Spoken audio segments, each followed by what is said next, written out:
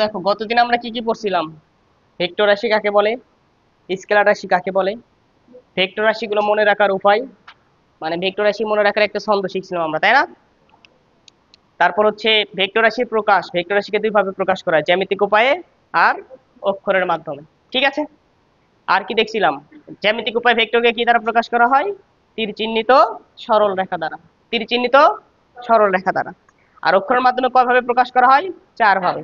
অক্ষরের উপরে তীর চিহ্ন দিয়ে, অক্ষরের উপরে রেখা চিহ্ন দিয়ে, অক্ষরের নিচে রেখা চিহ্ন দিয়ে, আর একটা কি ছিল, মোটা হরফে। মোটা হরফে কখন প্রকাশ করতাম, ছাপানোর ক্ষেত্রে। মোটা হরফে কখন ইউজ করতাম, ছাপানোর ক্ষেত্রে। আর যে বাকি তিনটা আছে, অক্ষরের উপর তীর চিহ্ন, অক্ষরের উপরে রেখা চিহ্ন, অক্ষরের নিচে রেখা চিহ্ন, এগুলো আমরা কখন ইউজ করতাম, হাতে লেখার সময়। এগুলো হাতে লেখার সময়। তাহলে এগুলো আমরা মোটামুটি ভেক্টরের পরিচয়গুলো আমরা দেখেছি। আর ভেক্টরের মানকে কিভাবে প্রকাশ করতাম, শুধুমাত্র অক্ষর দ্বারা, অথবা আমরা যে ভেক্টরকে প্রকাশ করেছি, যে যেমন ধর এ একটা ভেক্টর, ওপরে তীর চিহ্ন দিয়েছি, দুই পাশে মডুলাস দিলে কি বুঝাবে, ওটা ভেক্টরের মান। অক্ষরের উপরে তীর রেখা চিহ্ন দিয়ে আমরা ভেক্টরকে প্রকাশ করেছি, যদি দুই পাশে মডুলাস থাকে তাহলে কি বলতো, মান। অক্ষরের নিচে চিহ্ন, নিচে রেখা চিহ্ন দিয়ে আমরা ভেক্টরকে প্রকাশ করেছি, যদি দুই পাশে মডুলাস থাকে তাহলে কি বলতো, মান। তাহলে এই তিন ভাবে। আরো একটা ভাবে আমরা দেখেছিলাম, শুধুমাত্র অক্ষরের মাধ্যমে ভেক্টরকে কি করা হয়, প্রকাশ করা হয়। বুঝছো? আমরা সবসময় কোনটা ইউজ করব, এইটা। কারণ এটা দিয়ে যদি ইউজ করতে পারি, তিন চারটা টান দেওয়ার দরকার আছে বুঝাই, কালি নষ্ট করার দরকার আছে, দরকার নাই তো। তাহলে এইভাবে আমরা অক্ষরের মানকে প্রকাশ, ভেক্টরের মানকে প্রকাশ করব। এ পর্যন্ত আমরা দেখছি, ঠিক আছে। আজকে আমরা অনেকগুলো ভেক্টরের সংজ্ঞা পড়ব। কি পড়ব, অনেকগুলো ভেক্টরের সংজ্ঞা। প্রথমে আমরা যেটা দেখব সেটা হচ্ছে সঠিক ভেক্টর। কি ভেক্টর, সঠিক ভেক্টর। তাহলে দেখো সঠিক ভেক্টর কাকে বলে। মান শূন্য নয়, মান শূন্য নয় এমন সকল ভেক্টরকে, সকল ভেক্টরকে শূন্য ভেক্টর বলে। শূন্য ভেক্টর বলতেছি, সঠিক ভেক্টর বলে, সঠিক ভেক্টর বলে। দেখো বোঝার চেষ্টা করো। দেখো কোন একটা ভেক্টর নিবা, যার একটা মান থাকবে, মান জাস্ট কি হবে না বলতো, শূন্য হবে না। মান শূন্য না হলেই সেটা যে ভেক্টরই হোক, ওই ভেক্টরটাকে আমরা কি বলবো বলতো, সঠিক ভেক্টর। আমরা এখানে 16 থেকে 17টা ভেক্টরের সংজ্ঞা পড়বো। হ্যাঁ, এর 1 নাম্বার দিয়ে শুরু করছি, 16-17টা ভেক্টরের সংজ্ঞা পড়বো আমরা। একমাত্র শূন্য ভেক্টর বাদ দিয়ে যতগুলো ভেক্টর থাকবে সবগুলো ভেক্টরকে আমরা কি বলবো বলতো, সঠিক ভেক্টর। মানে মান থাকলেই সেটাই কি হবে বলতো, সঠিক ভেক্টর। মান থাকে মানে কি, দেখো আমি ধরো এখানে তোমাকে একটা এই তো তীর চিহ্নিত সরল রেখা দিয়ে দিয়েছি, তীর চিহ্নিত সরল রেখা দিয়ে দিয়েছি। তাহলে তীর চিহ্নিত সরল রেখা দ্বারা ভেক্টরকে প্রকাশ করা হয়। এই ভেক্টরের মান কোনটা হয়, এই সরল রেখার দৈর্ঘ্য কি হয়, ভেক্টরের মান। তা কোনো একটা ভেক্টর যদি না, তার যদি এরকম একটু মান থাকে, মানে একটু যদি দৈর্ঘ্য থাকে, দেখো এটা অনেক বড় দৈর্ঘ্য, এরকম করে ছোট দৈর্ঘ্য দিয়ে দিছি, তাও তো ছোট হোক কিন্তু একটা তো মান আছে। আরো একটু ছোট নেই কিন্তু মান আছে। মান থাকলে সেটা কি হবে বলতো, সঠিক ভেক্টর। মান শূন্য হওয়া যাবে না। হ্যাঁ শূন্য হয়, ওটাই দেখবো আমরা, নাল ভেক্টর বা শূন্য ভেক্টর। বুঝতে পারছো? হ্যাঁ হ্যাঁ, ওটা মান মান থাকবে না, শূন্য ভেক্টর, ওটাকে আমরা বলবো শূন্য ভেক্টর। তাহলে যদি মান থাকে তাহলে এমন ভেক্টরকে আমরা কি বলবো বলতো, সঠিক ভেক্টর। বুঝতে পারছো? তার মানে একমাত্র শূন্য ভেক্টর বাদ দিয়ে পৃথিবীতে যত ভেক্টর আছে সবগুলো ভেক্টরে কি হবে বলতো, সঠিক ভেক্টর। এই কথাটা একটু কি করবো বলতো, আমরা হাইলাইট করে রাখবো। শূন্য ভেক্টর বাদ দিয়ে সকল ভেক্টর সঠিক ভেক্টর। শূন্য ভেক্টর বাদে সকল ভেক্টর সঠিক ভেক্টর, সঠিক ভেক্টর। বুঝছো? তাহলে ভাইয়া শূন্য ভেক্টর কি, আপনি তো বললেন শূন্য ভেক্টর বাদ দিয়ে সকল ভেক্টরই সঠিক ভেক্টর। আপনি তো শূন্য ভেক্টরেরই পরিচয় দেন নাই। তাহলে শূন্য ভেক্টর কি, দেখ নাম থেকে বোঝা যাচ্ছে শূন্য ভেক্টর। শূন্য ভেক্টর আর একটা নাম আছে, শূন্য ভেক্টর বা নাল ভেক্টর, একই কথা। শূন্য ভেক্টর বা নাল ভেক্টর। নাম লিখেছি, নাল, নাল ইংলিশ এই তো NULL, নাল। তাহলে শূন্য ভেক্টর বা নাল ভেক্টর কাকে বলবো? যে ভেক্টরের মান শূন্য, যে ভেক্টরের মান শূন্য তাকে আমরা বলবো শূন্য ভেক্টর। দেখো, যে ভেক্টরের মান শূন্য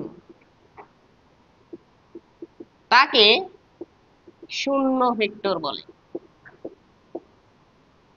শূন্য ভেক্টর বলে। মান শূন্য বলতে কি বোঝাচ্ছে দেখো, এটা একটু খেয়াল করো। ধরো আমি এইখানে তোমাকে একটা ভেক্টর দিয়ে দিয়েছি, এখানে একটা ভেক্টর দিয়ে দিয়েছি, সরল রেখা জ্যামিতিক উপায়ে ভেক্টরকে প্রকাশ করেছি। আচ্ছা বলো তো, এই যেখান থেকে ভেক্টরটা শুরু হয় এই বিন্দুটার নাম কি বলেছিলাম আমরা? পাদবিন্দু। আর যেখানে তীর চিহ্নটা গিয়ে শেষ হয় এই বিন্দুটাকে কি বলেছিলাম? শীর্ষবিন্দু। তাহলে এটা আমাদের আছে পাদবিন্দু, আর এইটা আমাদের কি বিন্দু বলতো? শীর্ষবিন্দু। এই পাদবিন্দু এবং শীর্ষবিন্দুর মধ্যবর্তী যে দূরত্ব এটাকে বলা হয় ভেক্টরের মান। এটাকে কি বলা হয়? ভেক্টরের মান। এখন এই মানটা যদি আমরা শূন্য করে দিতে চাই তাহলে কি করতে হবে? আমরা কি করতে পারি? এই যে পাদবিন্দুটা আছে না, এই পাদবিন্দুটাকে আস্তে আস্তে আস্তে আস্তে এদিকে সরে নিয়ে যাও। পাদবিন্দুটা যদি আস্তে আস্তে আস্তে আস্তে এইদিকে সরে নিয়ে যাও তাহলে এর মানটা আস্তে আস্তে কমবে না? মানটা আস্তে আস্তে কমবে। তাহলে ধরো পাদবিন্দু এখানে ছিল, আমরা এখানে নিয়ে গেছি, তাহলে এইটুকু মিশে দিলাম, তাহলে এই মানটা আগে যে ছিল তার থেকে কমে গেছে। আরো কমাই, আরো কমাই, আরো কমাই, এভাবে কমাইতে কমাইতে পাদবিন্দুটা যে সময় গিয়ে শীর্ষবিন্দুর উপর পতিত হবে, মানে পাদবিন্দুটা গিয়ে কোথায় পতিত হবে? শীর্ষবিন্দুর উপর পতিত হবে। ওখানে আমরা একটা বিন্দু পাবো না? বিন্দু পাবো না? যে পাদবিন্দু আর শীর্ষবিন্দু দুটো এক জায়গাতেই আছে। তাহলে বিন্দুর কোনো দৈর্ঘ্য আছে? বিন্দুর দৈর্ঘ্য, প্রস্থ, উচ্চতা কোনো কিছুই নেই। বিন্দুর তো কোনো দৈর্ঘ্য নেই, তাহলে এর কোনো কি নাই বলতো? মান নেই। বুঝতে পারছো?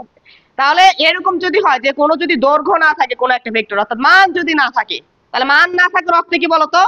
এই পাদবিন্দু আর শীর্ষবিন্দু দুইটা একই জায়গায় চলে যাবে। বুঝতে পারছো? তাহলে তখন ওই ভেক্টরটাকে আমরা কি বলবো বলতো? শূন্য ভেক্টর। এর কোনো কি নাই বলতো? মান নাই। এর কোনো কি নাই? মান নাই। বুঝতে পারছো কি বলছি? তাহলে যদি মান না থাকে তাহলে ওই ভেক্টরটাকে আমরা কি বলবো বলতো? শূন্য ভেক্টর। তাহলে এখান থেকে আমরা শূন্য ভেক্টরের একটা সুন্দর বৈশিষ্ট্য দেখতে পাচ্ছি, যে পাদবিন্দু আর শীর্ষবিন্দু একই জায়গায় থাকে, পাদবিন্দু আর শীর্ষবিন্দু একই জায়গায় থাকে। তাহলে এইটা তোমরা কালার পেন দ্বারা কি করে নিবা বলতো? হাইলাইট করে নিবা, যে শূন্য ভেক্টরের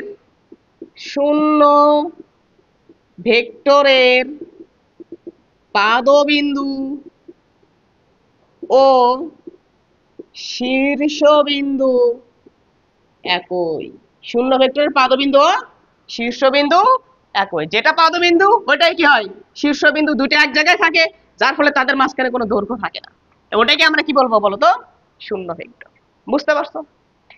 এর সাথে সংজ্ঞার সাথে একটা জিনিস লিখে নাও, এই শূন্য ভেক্টরকে কিভাবে প্রকাশ করা হয়? একে শূন্যের উপরে তীর চিহ্ন দ্বারা প্রকাশ করা হয়, দ্বারা প্রকাশ করা হয়। ওকে, তাহলে শূন্য ভেক্টর কাকে বলবো? যে ভেক্টরের মান শূন্য তাকে বলবো শূন্য ভেক্টর। শূন্য ভেক্টরকে কিভাবে প্রকাশ করব? শূন্যের উপরে তীর চিহ্ন দ্বারা, শূন্যের উপরে তীর চিহ্ন দ্বারা শূন্য ভেক্টরকে প্রকাশ করব। শূন্য ভেক্টর মান শূন্য কিভাবে করা হয়? পাদবিন্দু আর শীর্ষবিন্দু দুটো একই জায়গায় রাখা হয়, তাহলে মানটা কি হয়ে যাবে বলতো? শূন্য হয়ে যাবে। তাহলে শূন্য ভেক্টর পাদবিন্দু ও শীর্ষবিন্দু একই, শূন্য ভেক্টর পাদবিন্দু ও শীর্ষবিন্দু একই। শূন্য ভেক্টর আরো একটা সুন্দর বৈশিষ্ট্য আছে, সেটা হচ্ছে আগে দেখো যখন তীর চিহ্ন ছিল, এরকম যখন তীর চিহ্ন ছিল তখন কিন্তু তুমি দিকটা ডিফাইন করে বলতে পারছো যে এই দিক বরাবর তীর চিহ্ন প্রকাশ করছে, এটাই কি বলতো? ভেক্টরের দিক। কিন্তু যখন তুমি একটা বিন্দু নিচ্ছ, এরকম করে একটা বিন্দু নিচ্ছ, এই বিন্দুটার দিক কোন দিকে হবে বলতে পারবা? বিন্দুটা কোন দিকে যাবে? বিন্দুটা ধর হঠাৎ এই দিকে চলা শুরু করলো, তাহলে দিক হবে এই দিকে। বিন্দুটা হঠাৎ নিচের দিকে যাওয়া শুরু করলো, দিক হবে এই দিকে। বিন্দুটা হঠাৎ ডান দিকে যাচ্ছে, বাম দিকে যাচ্ছে, এই বিন্দুটা যে কোনো দিকে কি করতে পারে বলতো? মুভ করতে পারে। বুঝতে পারছো? তাহলে যখন যে দিকে মুভ করবে দিক হবে ওই দিকে। কিন্তু তুমি কি সুনির্দিষ্ট করে বলতে পারবা বিন্দুটা আসলে কোন দিকে যাবে? নির্দিষ্ট করে বলতে পারবা? তাহলে সুনির্দিষ্ট করে যেহেতু বলতে পারতেছো না, তাহলে শূন্য ভেক্টরের দিকটা সুনির্দিষ্ট নয়, শূন্য ভেক্টরের দিক সুনির্দিষ্ট নয়। এরকম ভাবে এমসিকিউ আসে তোমাদের, নিচের কোন ভেক্টরের দিক সুনির্দিষ্ট নয়? দিক সুনির্দিষ্ট নয়, শূন্য ভেক্টর বা নাল ভেক্টরের। মনে থাকবে? চারটা অপশন দিব, ধরো একক ভেক্টর, আয়ত ভেক্টর, শূন্য ভেক্টর, আর একটা দিয়ে দিলাম সঠিক ভেক্টর। তাহলে কোন ভেক্টর অপশন হবে? শূন্য ভেক্টর। তাহলে ভেক্টর কিন্তু দিক নাই, ভেক্টর কিন্তু কি নাই বলতো? দিক নাই। তাহলে এমন ভেক্টর কোনটা বলতো? শূন্য ভেক্টর। তাহলে শূন্য ভেক্টর আরেকটা বৈশিষ্ট্য দেখতে পাচ্ছি আমরা, যে শূন্য ভেক্টরের সুনির্দিষ্ট কোনো দিক নাই। সুনির্দিষ্ট, তুমি নির্দিষ্ট করে এর দিক বলতে পারবা না। সুনির্দিষ্ট কোনো দিক নেই, শূন্য ভেক্টরের সুনির্দিষ্ট কোনো দিক নেই, মনে থাকবে। তাহলে বলো, শূন্য ভেক্টর থেকে আমরা দুইটা জিনিস ভালোভাবে দেখলাম, যে এর পাদবিন্দু ও শীর্ষবিন্দু একই, এর সুনির্দিষ্ট কোনো কি নেই? দিক নেই। তাহলে যদি বলি নিচের কোন ভেক্টরের পাদবিন্দু ও শীর্ষবিন্দু একই? এমসিকিউ আসলে পারা যাবে? ঠিক আছে, এই এমসিকিউ গুলো কিন্তু কয়েকবার এমসিকিউ আসে, বোর্ডেও আসে, এবং হচ্ছে অ্যাডমিশনে কয়েকটা এমসিকিউ আসে, মেডিকেল এমসিকিউ। ক্লিয়ার? ঠিক আছে, তাহলে সঠিক ভেক্টর কি, শূন্য ভেক্টর কি, আশা করি আমরা বুঝতে পারছি। 3 নাম্বার আমরা যে ভেক্টর পড়ব এটা হচ্ছে একক ভেক্টর। কি ভেক্টর বলো তো? একক ভেক্টর। তাহলে দেখো তো, নাম থেকে বোঝা যাচ্ছে এর সাথে একক বলতে কোনো কিছু আছে, এক বলতে কোনো কিছু আছে, তাই না? তাহলে একক ভেক্টর কাকে বলে? যে ভেক্টরের মান 1 একক, যে ভেক্টরের মান 1 একক তাকে একক ভেক্টর বলে, তাকে একক ভেক্টর বলে। বুঝতে পারছো? মান 1 হবে, তাহলে সেটাকে আমরা কি বলবো বলতো? একক ভেক্টর বলবো। এখন একটু মনোযোগ দাও, দেখো দেখো মনোযোগ দাও, আগে বোঝো পরে তোলো। ধরো আমরা একটা ভেক্টর দিয়ে নিচ্ছি, একটা ভেক্টর দিয়ে নিচ্ছি। এইখানে ধরো একটা ভেক্টর, এটা ধরো কোন একটা বস্তু সরণ ভেক্টর। সরণ ভেক্টর রাশি না? দেখাইছি আমরা সরণ কি রাশি বলতো? ভেক্টর রাশি। তাহলে কোন একটা বিন্দু, কোন একটা বস্তু এই বিন্দুতে ছিল, কিছু সময় পরে সে কোথায় গেছে বলতো? এইখানে গেছে। আদি অবস্থানে শেষ অবস্থানের মধ্যবর্তী সংযোজক সরলরেখাকে কি বলা হয় বলতো? সরণ। এবং সরণটাকে যখন দিক প্রকাশ করব, আদি বিন্দু থেকে শেষ বিন্দুর দিকে কি হবে বলতো? সরণের দিক। তাহলে এটা একটা কোন একটা বস্তু সরণ ভেক্টর আমি তোমাকে দিয়ে দিচ্ছি। কতটুকু সরণ ঘটছে, সরণের মান আমি তোমাকে ধরো সাপোজ বলে দিলাম, এই সরণের মান হলো 4 মিটার। কত মিটার? 4 মিটার। বুঝতে পারছো? এখানে 4 মিটার টোটাল যে দৈর্ঘ্যটা আছে কি বলতো? 4 মিটার। এই টোটাল দৈর্ঘ্যটাকে আমরা সমান 4 ভাগে ভাগ করব, সমান 4 ভাগে ভাগ করব। তাহলে সমান 4 ভাগে ভাগ করার উপায় কি? আমরা কি করব, এই তো ধরো মাঝখানে একটা ভাগ দিয়ে নিলাম, মানে যাতে একটু আন্দাজে ঠিক মনে হয়। এখানে একটা দাগ নিয়ে নিলাম, অর্ধেক হয়ে গেছে না? এটাকে আবার 2 ভাগে ভাগ করো, এই দেখো, তাহলে সহজে 4 ভাগে ভাগ হয়ে গেল। তাহলে বলো তো ভাই, এই প্রত্যেক ভাগের মান কত হবে? এটাও হবে 1 মিটার, এইটুকু হবে 1 মিটার, এইটুকু হবে 1 মিটার, এইটুকু হবে কি বলতো? 1 মিটার। প্রত্যেকটা অংশের মান কত মিটার বলতো? 1 মিটার। তাহলে এইটুকু অংশের মান হলো 1 মিটার। এটা যদি আমরা দিক দিয়ে নেই, তাহলে দিক কোন দিকে দিব? এই দিক বরাবর। যে প্রথম সরণ ধরো 4 মিটার হয়েছে, তার মানে কি 1 মিটার 1 মিটার 1 মিটার 1 মিটার, এরকম করে তো 4 মিটার হয়েছে। তাহলে প্রথম যেটুকু সরণ ওইটুকুকে আমরা বলে নিলাম কত বলতো? 1 মিটার। তারপর আবার 1 মিটার গেছে, তারপর আবার 1 মিটার গেছে, তারপর আবার 1 মিটার গেছে, এভাবে কি হয়েছে বলতো? সে 4 মিটার গেছে। বুঝতে পারছো? তাহলে একটা বড় সরণ ছিল, সরণ ভেক্টর ছিল, ওই বড় সরণ ভেক্টর থাকা যে কথা, 4 মিটার সরণ ভেক্টর থাকা যে কথা, আমি যদি বলি 1 মিটার সরণের একটার মাথায় আরেকটা, একটার মাথায় আরেকটা, একটার মাথায় আরেকটা, হয় কত হয়েছে বলতো? 4 মিটার তৈরি হয়েছে না? এটাও কি বলতো? একই কথা। টোটাল সরণ ভেক্টরটাকে যদি সমান 4 ভাগে ভাগ করো, এখানে ক্ষুদ্র একটা পাইছো, যার মান কত বলতো? 1। এটুকুকে আমরা বলবো কি বলতো? একক ভেক্টর। এটুকুকে আমরা কি বলবো? একক ভেক্টর। তাহলে যে ভেক্টরের মান 1 একক তাকে আমরা কি বলবো বলতো? একক ভেক্টর। যে ভেক্টরের মান 1 একক তাকে কি বলা হয়? একক ভেক্টর বলা হয়। বুঝতে পারছো? তাহলে এরকম একটা ভেক্টর যার মান 1 একক, একক ভেক্টর বললাম। এখন দেখো একক ভেক্টরকে কিভাবে প্রকাশ করা হয়, একক ভেক্টরকে কিভাবে প্রকাশ করা হয়। একে, হ্যাঁ, অক্ষরের ওপর, অক্ষরের ওপর টুপি চিহ্ন দ্বারা, টুপি এরকম হ্যাট, হ্যাঁ, অক্ষরের উপর এরকম টুপি চিহ্ন থাকবে, চিহ্ন দ্বারা প্রকাশ করা হয়। তাহলে কখনো যদি দেখো অক্ষরের উপর টুপি চিহ্ন, তার মানে ওইটা কি ভেক্টর? একক ভেক্টর। ওটা কি ভেক্টর? একক ভেক্টর। এখন দেখো একক ভেক্টরটা আমরা পাচ্ছি কিভাবে, দেখো তো। ধরো এটা আমাদের একটা ভেক্টর ছিল, সরণ ভেক্টর। এ ভেক্টরটাকে আমরা নাম দিলাম হচ্ছে এ ভেক্টর। এ ভেক্টরটাকে আমরা নাম দিলাম কি? এ ভেক্টর, যার মান 4 একক এবং দিক এইদিকে, দিক এইদিকে। আমরা যে একক ভেক্টর পাচ্ছি সেটা কিভাবে পাচ্ছি? আমাদের যে টোটাল ভেক্টরটা ছিল তাকে আমরা 4 ভাগে ভাগ করছি না? তার মানে এই ভেক্টরের মান কত ছিল? 4। ওই ভেক্টরকে ওই ভেক্টরের মান দ্বারা ভাগ করছি। কি করছি? মান দ্বারা ভাগ করছি। তাহলে আমরা কি পাইছি? একক ভেক্টর পাইছি। একক ভেক্টরের দিক কোন দিকে হয়েছে দেখো তো। মূল ভেক্টর যে দিকে ছিল একক ভেক্টরের দিকও সেই দিকে হয় নাই। হয়েছে কি হয় নাই? তার মানে মূল ভেক্টর যেদিকে, একক ভেক্টরের দিকও কোন দিকে হচ্ছে? ওই দিকে হচ্ছে। আর একক ভেক্টর পাচ্ছি কিভাবে? কোন একটা ভেক্টরকে ওই ভেক্টরের মান দ্বারা কি করে দিছি বলতো? ভাগ করে দিছি। 4 দ্বারা ভাগ করে দিছি মানে কি? সমান 4 ভাগে বিভক্ত করেছি। ক্লিয়ার? বোঝা গেছে কি বলছি? তাহলে একক ভেক্টর আমরা পাই কিভাবে? কোন একটা ভেক্টরকে যদি ওই ভেক্টরের মান দ্বারা ভাগ করে দিই, এখানে যে a = 4 মিটার আছে, a যদি ভেক্টর হয়, এই ভেক্টরের মানকে কিভাবে প্রকাশ করা হবে? শুধু অক্ষর দ্বারা না। a = কত হবে বলতো? 4 মিটার। এটা মান, আর এটা কি বলতো? দিক সহ কি বলতো? ভেক্টর। তাহলে এই ভেক্টরকে যদি এই ভেক্টরের মান দ্বারা ভাগ করে দিছি তাহলে আমরা কি পাইছি বলতো? একক ভেক্টর পাই গেছি, যার দিক কোন দিকে বলতো? মূল ভেক্টরের দিকে। ঠিক আছে? তাহলে একক ভেক্টর বের করার নিয়ম, একক ভেক্টর বের করার নিয়ম, এক একটা একক ভেক্টরকে আমরা কিভাবে বের করি দেখো তো। লেখো, বের করার নিয়ম। একক ভেক্টরকে আমরা কিভাবে বের করি? তাহলে কোন একটা ভেক্টরকে ওই ভেক্টরের মান দ্বারা আমরা কি করি বলতো? ভাগ করি। তাহলে এই কথাটা এখানে লিখবা, কোন ভেক্টরকে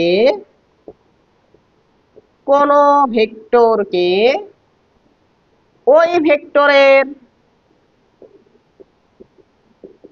মান দ্বারা ভাগ করলে, মান দ্বারা ভাগ করলে একক ভেক্টর পাই নাকি? কোন দিকে একক ভেক্টর পাই? মূল ভেক্টরের দিকে। তাহলে ভাগ করলে মূল ভেক্টরের দিকে, মূল ভেক্টরের দিকে একটি একক ভেক্টর পাওয়া যায়। ঠিক আছে? মূল ভেক্টরের দিকে একটি একক ভেক্টর পাওয়া যায়। আমি একটু উপরে মিশাই, দেখো পরের টুকুর জন্য আমি একটু উপরে মিশাই।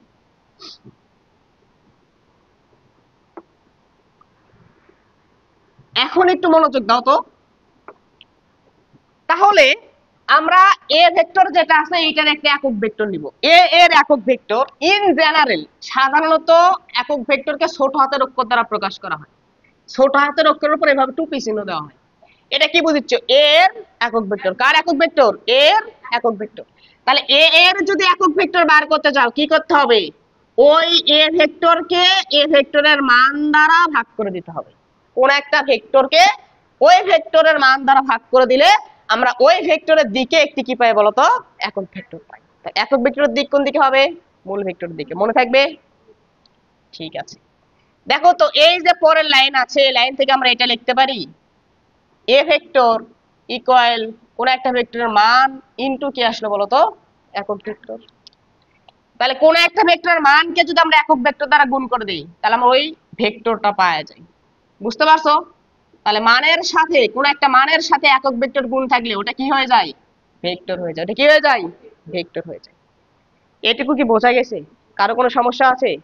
আচ্ছা, এখন একটু খেয়াল করো। তাহলে একক ভেক্টরের কাজটা কি এটা একটু আমরা দেখার চেষ্টা করি। একক ভেক্টর আসলে কি কাজ করে?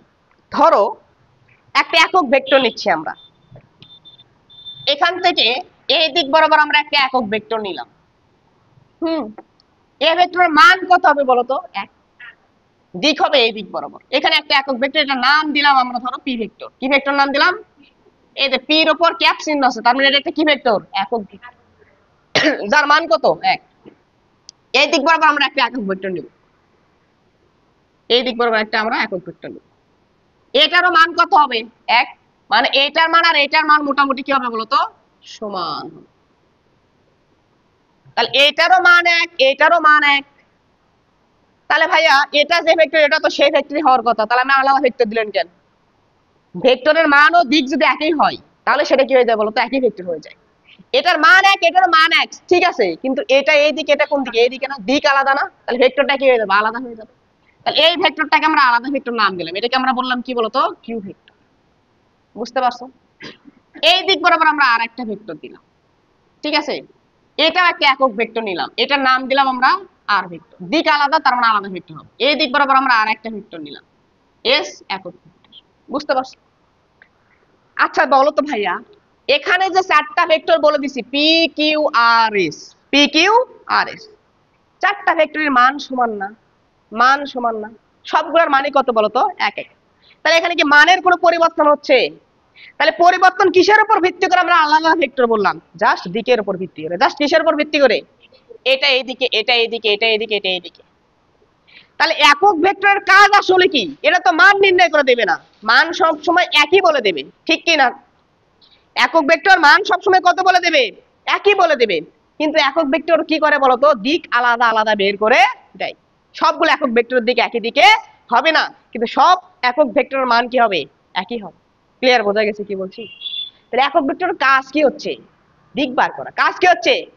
এই দিক প্রকাশ করলে এই দিক, এই দিক, এই দিক। আমরা পরে দেখবো আয়ত একক ভেক্টর যখন পড়বো, তখন এক্স অক্ষ, ওয়াই অক্ষ, জেড অক্ষের আমরা কি করবো বলতো? দিক নির্ণয় করবো। ক্লিয়ার? বোঝা গেছে? তাহলে একক ভেক্টরের মানের কোনো পরিবর্তন করো, ওর মান একই থাকবে, কিন্তু ওটা কি দেখায় বলতো? দিক দেখায়, ওইটা দিক দেখায়। বুঝতে পারছো কি বলছি? তাহলে একক ভেক্টরের কাজ কি? একক ভেক্টরের কাজ কি? একক ভেক্টর রের কাজ হলো কি কাজ? দিক নির্ণয় করা। একক ভেক্টরের কাজ কি বলো?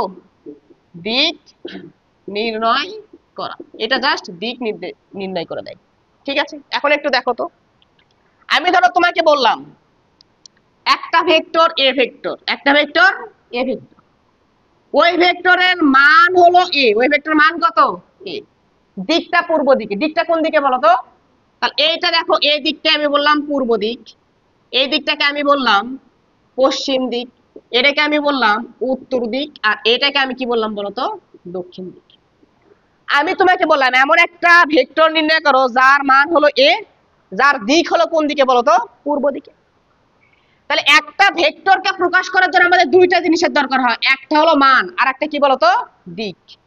তাহলে এই তো দেখো একটা ভেক্টর, এইখানে একটা কি আছে বলতো? মান আছে, তার সাথে একটা একক ভেক্টর গুণ আছে না? একক ভেক্টরের কাজে কি? দিক নির্ণয় করা।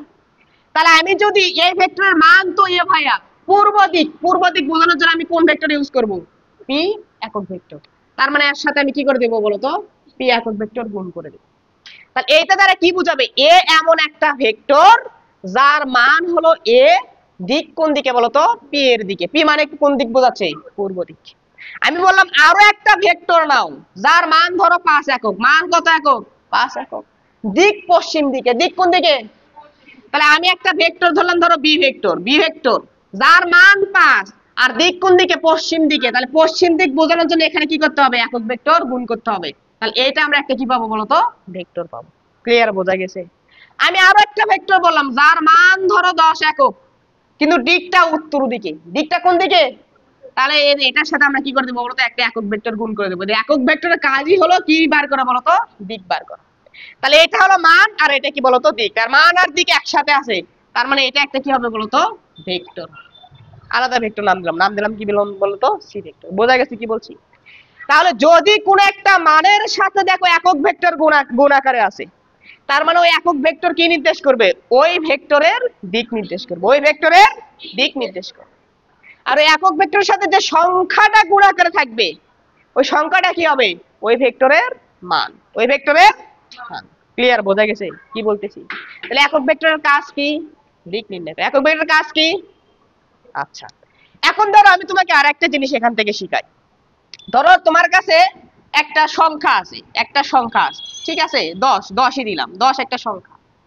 এই সংখ্যা, এটা তো একটা স্কেলার মান, এটা একটা কি মান? স্কেলার মান। কোন একটা স্কেলার রাশি, শুধু মান দেওয়া আছে। তাহলে এই স্কেলার রাশিকে তুমি ভেক্টর রাশিতে পরিণত করবে। কিসে পরিণত করবা? কিভাবে পরিণত করতে পারবো বলো তো? কোন একটা স্কেলার মান সেটা ভেক্টরে পরিণত হবে কখন? এই দেখো 5টা কখন ভেক্টরে পরিণত হয়েছিল? যখন এর সাথে একটা একক ভেক্টর গুণ হয়েছিল। এটা 10, 10টা কখন ভেক্টরে পরিণত হয়েছে? যখন এর সাথে একটা একক ভেক্টর গুণ হয়েছে। মানে যে কোনো মানের সাথে যদি একক ভেক্টর গুণ করে দাও তাহলে কি পাওয়া যায়? ভেক্টর পাওয়া যায়। বুঝতে পারছো কি বলছি? তাহলে 10 10 এটা একটা স্কেলার মান, এটাকে ভেক্টরে পরিণত করবা, তাহলে এর সাথে কি করতে হবে? যে কোনো একটা একক ভেক্টর গুণ করে দিতে হবে। ধরো হাতি নামের একটা একক ভেক্টর নিলাম, হাতির উপর টুপি চিহ্ন দিব, বুঝছো? এটা কি হয়ে যাবে বলো তো? ভেক্টরে পরিণত হয়ে যাবে। তাহলে যে কোনো মানের সাথে একটা একক ভেক্টর গুণ করে দিলে ওটা কিসে পরিণত হয়ে যায়? ভেক্টরে পরিণত হয়ে যায়। বুঝতে পারছো কি বলছি? তাহলে আমরা যদি একটা স্কেলার মানকে ভেক্টরে পরিণত করতে চাই তাহলে ওই স্কেলার মানের সাথে কি করতে হবে? একক ভেক্টর গুণ করতে হবে। তাহলে কোন স্কেলার রাশির সাথে, স্কেলার রাশি মানে কি শুধু কি থাকবে? মান থাকবে।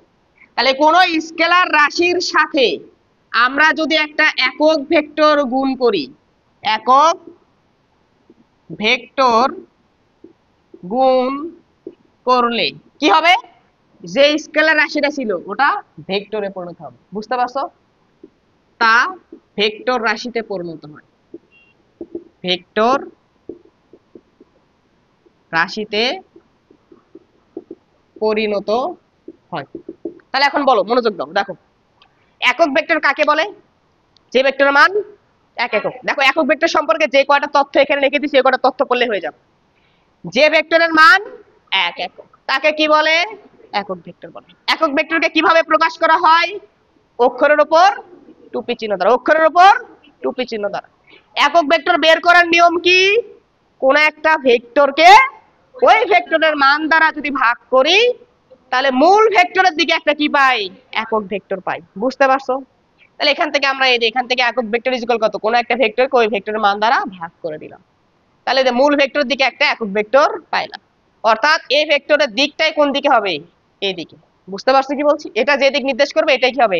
মূল ভেক্টরের দিক হবে। ক্লিয়ার? বোঝা গেছে কি বলছি? তাহলে একক ভেক্টরের কাজ কি?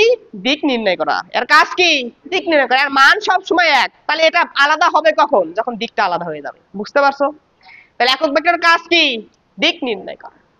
একক ভেক্টর আরো একটা কাজ আছে, এটা কোন একটা স্কেলার রাশিকে ভেক্টরে পরিণত করতে পারে। তাহলে কিভাবে করবে? যে কোন একটা স্কেলার মানের সাথে বা স্কেলার রাশির সাথে যদি আমরা একটা একক ভেক্টর গুণ করে দেই, কি গুণ করে দেই? তাহলে আমরা কি পাবো? একটা ভেক্টর রাশি পাবো। তাহলে কোন স্কেলার রাশির সাথে একক ভেক্টর গুণ করলে ওই স্কেলার রাশিটা কিসে পরিণত হয়ে যায়? ভেক্টর রাশিতে পরিণত হয়ে যায়। মনে থাকবে? এই কয়টা সম্পর্কে জানলে হবে একক ভেক্টর সম্পর্কে। পরবর্তীতে আমরা আবার আসবো, আয়ত একক ভেক্টর যখন পড়বো তখন আবার একক ভেক্টর নিয়ে আমরা একটু আলোচনা করবো। ক্লিয়ার? বোঝা গেছে? তাহলে আমরা কোন কোন ভেক্টর পড়লাম? সঠিক ভেক্টর, নাল বা শূন্য ভেক্টর, আর একটা কি বলতো? একক ভেক্টর। এই তিনটা ভেক্টর সম্পর্কে একবারে ক্লিয়ার ধারণা? ঠিক আছে, চলো পরের ভেক্টর আমরা চলে যাই। বোর্ডটা একটু ক্লিয়ার করি। তোলা হয়েছে তোমাদের? সবার নোট হয়ে গেছে? ওকে।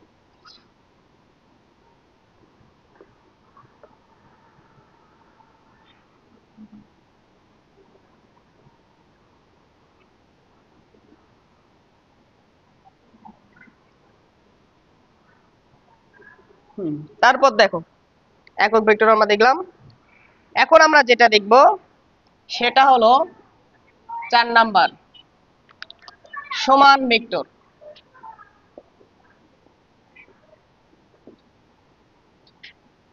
সমান ভেক্টর, ঠিক আছে? বা এটা আরেক নাম হলো সমভেক্টর। সো সমভেক্টর দেখে ভয় পাওয়ার কিছু নাই, যেটা সমান ভেক্টর সেটাই কি বলতো? সমভেক্টর। সমান ভেক্টর কাকে বলে? দেখো সংজ্ঞা লেখো, আমার সাথে সাথে লেখো। যখন বুঝাবো তখন চুপ করে থাকবা, লিখবা না। আমি যখন লিখবো তখন লিখবা। সমজাতীয় দুই বা ততোধিক ভেক্টর, সমজাতীয় দুই বা ততোধিক ভেক্টরের মান সমান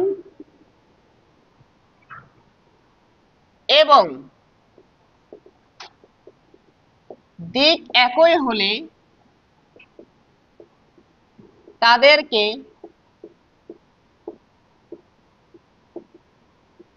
পরস্পরের সমান ভেক্টর বলে। ঠিক আছে?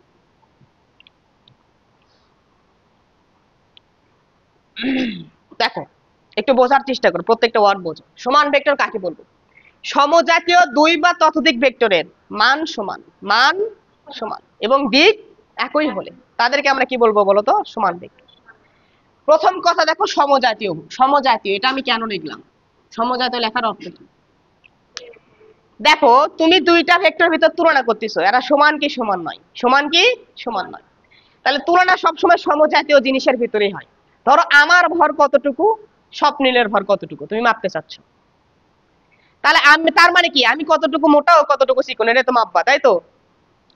তাহলে এখন যদি ভরের সাথে ভরে তুমি তুলনা করতে পারবা, যে আমার ভর ধরো 50 কেজি, ওর ধরো 48 কেজি, তার মানে আমার ভর কয় কেজি বেশি বলো তো? 2 কেজি বেশি। এখন যদি তুমি আমার ভরের সাথে ওর উচ্চতা মাপতে চাও, তাহলে কি মাপতে পারবা? যে আমার ভর 50 কেজি আর উচ্চতা 5 ফুট, তাহলে হলো? তুলনা করতে পারবা? ভরের সাথে উচ্চতার তুলনা হবে? তাহলে যদি তুলনা করতে চাও এরা সমান হবে কি সমান হবে না, তাহলে ওই জন্য কি হতে হবে বলতো? তাদেরকে আগে সমজাতীয় রাশি হতে হবে। মানে তুমি যদি বলের সাথে বল তুলনা করতে চাও পারবা, যে 10 নিউটন বল আর ধরো 5 নিউটন বল, তার মানে কি 10 নিউটন বলটা 5 নিউটন বল থেকে 5 বেশি। তুমি যদি স্মরণের সাথে স্মরণ তুলনা করতে চাও করতে পারবা। বুঝতে পারছো? তার মানে যে দুটা ভেক্টর নিবা, যাদের তুলনা করতে চাচ্ছ এরা সমান কি সমান না, ওদেরকে কি হতে হবে? সমজাতীয় হতে হবে। হয় দুইটা ভেক্টর বল ভেক্টর হতে হবে, নাহলে দুইটাই স্মরণ ভেক্টর হতে হবে। বুঝতে পারছো কি বলছি? নাহলে দুইটাই প্রাবল্য হতে হবে, নাহলে দুইটাই ভরবেগ হতে হবে। তার মানে কি ভেক্টর রাশি যেগুলো নিবা সেগুলো দুইটাই কি হতে হবে বলতো? সমজাতীয় হতে হবে। বুঝতে পারছো? এই জন্য বললাম সমজাতীয়। দুই বা ততোধিক ভেক্টরের মান সমান এবং দিক কি হতে হবে বলতো? একই দিকে। এখান থেকে একটু খেয়াল করে দেখো, আমরা এখানে একটা ভেক্টর নিলাম, এই ভেক্টরের নাম দিলাম আমরা এ ভেক্টর। এখানে আরো একটা ভেক্টর নিলাম, এটার নাম দিলাম আমরা বি ভেক্টর। এখানে আরো একটা ভেক্টর দিলাম, এই ভেক্টরের নাম দিলাম আমরা সি ভেক্টর। এইখানে আরো একটা ভেক্টর নাম দিলাম, এটার নাম দিলাম আমরা কি ভেক্টর বলতো? D vector. এখান থেকে আমরা দেখতে পাচ্ছি এ ভেক্টর আর বি ভেক্টর যেটা আছে এই দুটার মান সমান। মান সমান মানে কি? সরলরেখার দৈর্ঘ্য সমান, তার মানে কি হবে? মান সমান। এবং দিক কোন দিকে বলতো? একই দিক। এই দুটিকে আমরা বলবো সমান ভেক্টর। এ ভেক্টর আর সি ভেক্টর যেটা আছে এই দুটা ভেক্টরের মান সমান। দেখো এরো মান যতটুকু এরো মান ততটুকু, কিন্তু এটা যেদিকে এটা তার কোন দিকে বলতো? বিপরীত দিকে। তাহলে এই দুটাকে সমান ভেক্টর বলবো না। সমান ভেক্টর হওয়ার জন্য মানও সমান হতে হবে, দিকও একই দিকে হতে হবে। আবার দেখো এ ভেক্টর আর ডি ভেক্টর যেটা আছে এই দুটো একই দিকে কাজ করতেছে, দিক একই, কিন্তু এটার মান আর এটার মান সমান নয়। তাহলে এই দুটাকে আমরা সমান ভেক্টর বলবো না। তাহলে সমান ভেক্টর হওয়ার শর্ত দুটা, মান সমান হতে হবে, দিক একই হতে হবে, তখন ওই দুটাকে আমরা কি বলবো বলতো? সমান ভেক্টর বলবো। ক্লিয়ার? বোঝা গেছে কি বলছি? তাহলে এই চিত্র থেকে আমরা দেখতে পাচ্ছি এখান থেকে এ ভেক্টর ও বি ভেক্টর সমান ভেক্টর। হ্যাঁ, এই দুইটা ভেক্টর পরস্পরের সমান ভেক্টর। বুঝতে পারছো? সমান ভেক্টরকে এভাবে লেখা হয়, দেখো এই যে এ ভেক্টর আর বি ভেক্টর যেটা আছে এরা পরস্পরের কি ভেক্টর বলতো? সমান ভেক্টর। বুঝতে পারছো? কিন্তু এ আর সি যদি নেই তারা কি সমান ভেক্টর? এ ভেক্টর আর সি ভেক্টর তারা কি সমান ভেক্টর? না, সমান নয়। এ বলে দিলে কি সমান নয়, নট ইকুয়াল। বুঝতে পারছো? এ ভেক্টর আর ডি ভেক্টর এরা কি সমান ভেক্টর? না, নয়। ক্লিয়ার? তাহলে এটাই হলো আমাদের কি বলতো? সমান ভেক্টর। সমান ভেক্টর কি বোঝা গেছে? 4-5 নাম্বার লেখ। হ্যাঁ হ্যাঁ, মানও সমান হতে হবে, দিকও একই হতে হবে, তখনই সেটাকে কি বলবো? সমান ভেক্টর। তারপর আমরা যেটা দেখবো এটা হলো বিপরীত বা ঋণাত্মক বা ঋণ ভেক্টর। একই কথা, ঋণ ভেক্টর। বিপরীত ভেক্টর, ঋণাত্মক ভেক্টর বা ঋণ ভেক্টর, ঠিক আছে? একই কথা। এগুলোর সঙ্গে আমরা কি লিখবো দেখো? সমজাতীয় দুই বা ততোধিক ভেক্টরের মান সমান, কিন্তু দিক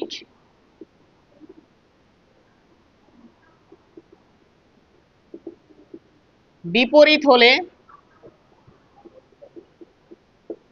তাদেরকে পরস্পরের বিপরীত ভেক্টর বলে। ঠিক আছে, দেখো তাহলে একটা বিপরীত এরা সমান নাকি বিপরীত এটা আমরা এখন তুলনা করবো, তাই না? তাহলে তুলনা করার জন্য অবশ্যই তাদেরকে কি হতে হবে? সমজাতীয় হতে হবে। কি হতে হবে? সমজাতীয়। তাহলে সমজাতীয় দুই বা ততোধিক ভেক্টরের মান সমান থাকবে, কিন্তু দিক কি হবে বলতো? বিপরীত। মান সমান কিন্তু দিক বিপরীত হলে তাদেরকে আমরা কি বলবো? বিপরীত ভেক্টর বলবো। ক্লিয়ার? বোঝা গেছে? এই কথা বলিও না। তাহলে ধরো এখানে একটা ভেক্টর নিলাম, এই ভেক্টরকে আমরা বললাম এ ভেক্টর। আরো একটা ভেক্টর আমরা নিলাম, এই ভেক্টরটা আমরা এই দিক বরাবর দিলাম, এটাকে আমরা কি বললাম বলতো? B vector. এখানে আরো একটা ভেক্টর নিলাম আমরা, এটাকে বললাম সি ভেক্টর। এখানে আরো একটা ভেক্টর নিলাম, এটাকে আমরা কি বললাম বলতো? D vector. মনোযোগ দাও, দেখো এখান থেকে আমরা দেখতে পাচ্ছি ভাইয়া এ ভেক্টর আর বি ভেক্টর যেটা আছে, এই দুটা ভেক্টরের মান সমান এবং একটা আরেকটার কি বলতো? বিপরীত দিকে। তার মানে এই দুটা পরস্পর কি হবে? বিপরীত ভেক্টর হবে। কিন্তু এ ভেক্টর আর সি ভেক্টর দেখো দুটারই মান সমান, কিন্তু তাদের দিক কি বিপরীত? না, তাদের দিক একই দিকে। তাহলে এ আর সি বিপরীত ভেক্টর নয়, এরা কি ভেক্টর? সমান ভেক্টর। বুঝতে পারছো? আবার এ ভেক্টর আর ডি ভেক্টর দেখো এরা দিক কিন্তু পরস্পর বিপরীতে, কিন্তু তাদের কি মান সমান? না, দিক বিপরীত ঠিক আছে কিন্তু মান সমান নয়, তাই এদেরকে আমরা কি বলবো না? বিপরীত ভেক্টর বলবো না। তাহলে এখানে বিপরীত ভেক্টর কে কে? এ আর বি ভেক্টর। বুঝতে পারছো? তাহলে এই চিত্র থেকে আমরা দেখতে পাচ্ছি এ ভেক্টর ও বি ভেক্টর এরা পরস্পরের বিপরীত ভেক্টর। বিপরীত ভেক্টর। এখন বিপরীত ভেক্টরকে কিভাবে লেখা হয় দেখো, এই তো এ ভেক্টর আর বি ভেক্টর যেটা আছে এদের মান সমান, সমান চিহ্ন দেই, কিন্তু একটা আর একটার কি বলতো? বিপরীত। এই জন্য সামনে একটা কি দেয় বলতো? মাইনাস চিহ্ন দেয়। বুঝছো কি বলছি? এ ভেক্টর আর বি ভেক্টর এদের মান সমান, কিন্তু দিক কোন দিকে বলতো? বিপরীত। একটা আর একটার বিপরীত, এই জন্য সামনে একটা কি দেই? মাইনাস চিহ্ন দিয়ে দিই। তাহলে এখান থেকে আমরা বুঝতেছি কি বলতো? এ ভেক্টর আর বি ভেক্টর পরস্পরের বিপরীত ভেক্টর। বুঝতে পারছো? বাকিগুলো বিপরীত ভেক্টর নয়। তাহলে সমান ভেক্টর কি আর বিপরীত ভেক্টর কি? ক্লিয়ার? বোঝা গেছে? ঠিক আছে, তারপরে লেখো। নোট করা হয়েছে? আচ্ছা, উপরেরটা মিশাচ্ছি, দেখো নিচেরটা তোলো ততক্ষণ।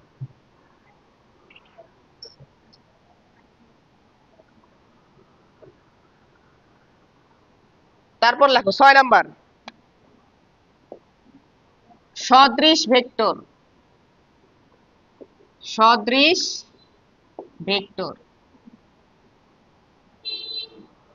সদৃশ ভেক্টর আমরা কাকে বলবো? ঠিক আছে, লেখো দুই বা ততোধিক ভেক্টর যদি একই দিকে ক্রিয়া করে,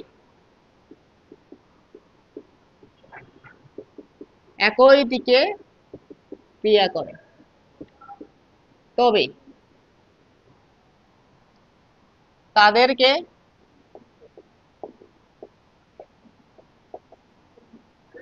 পরস্পরের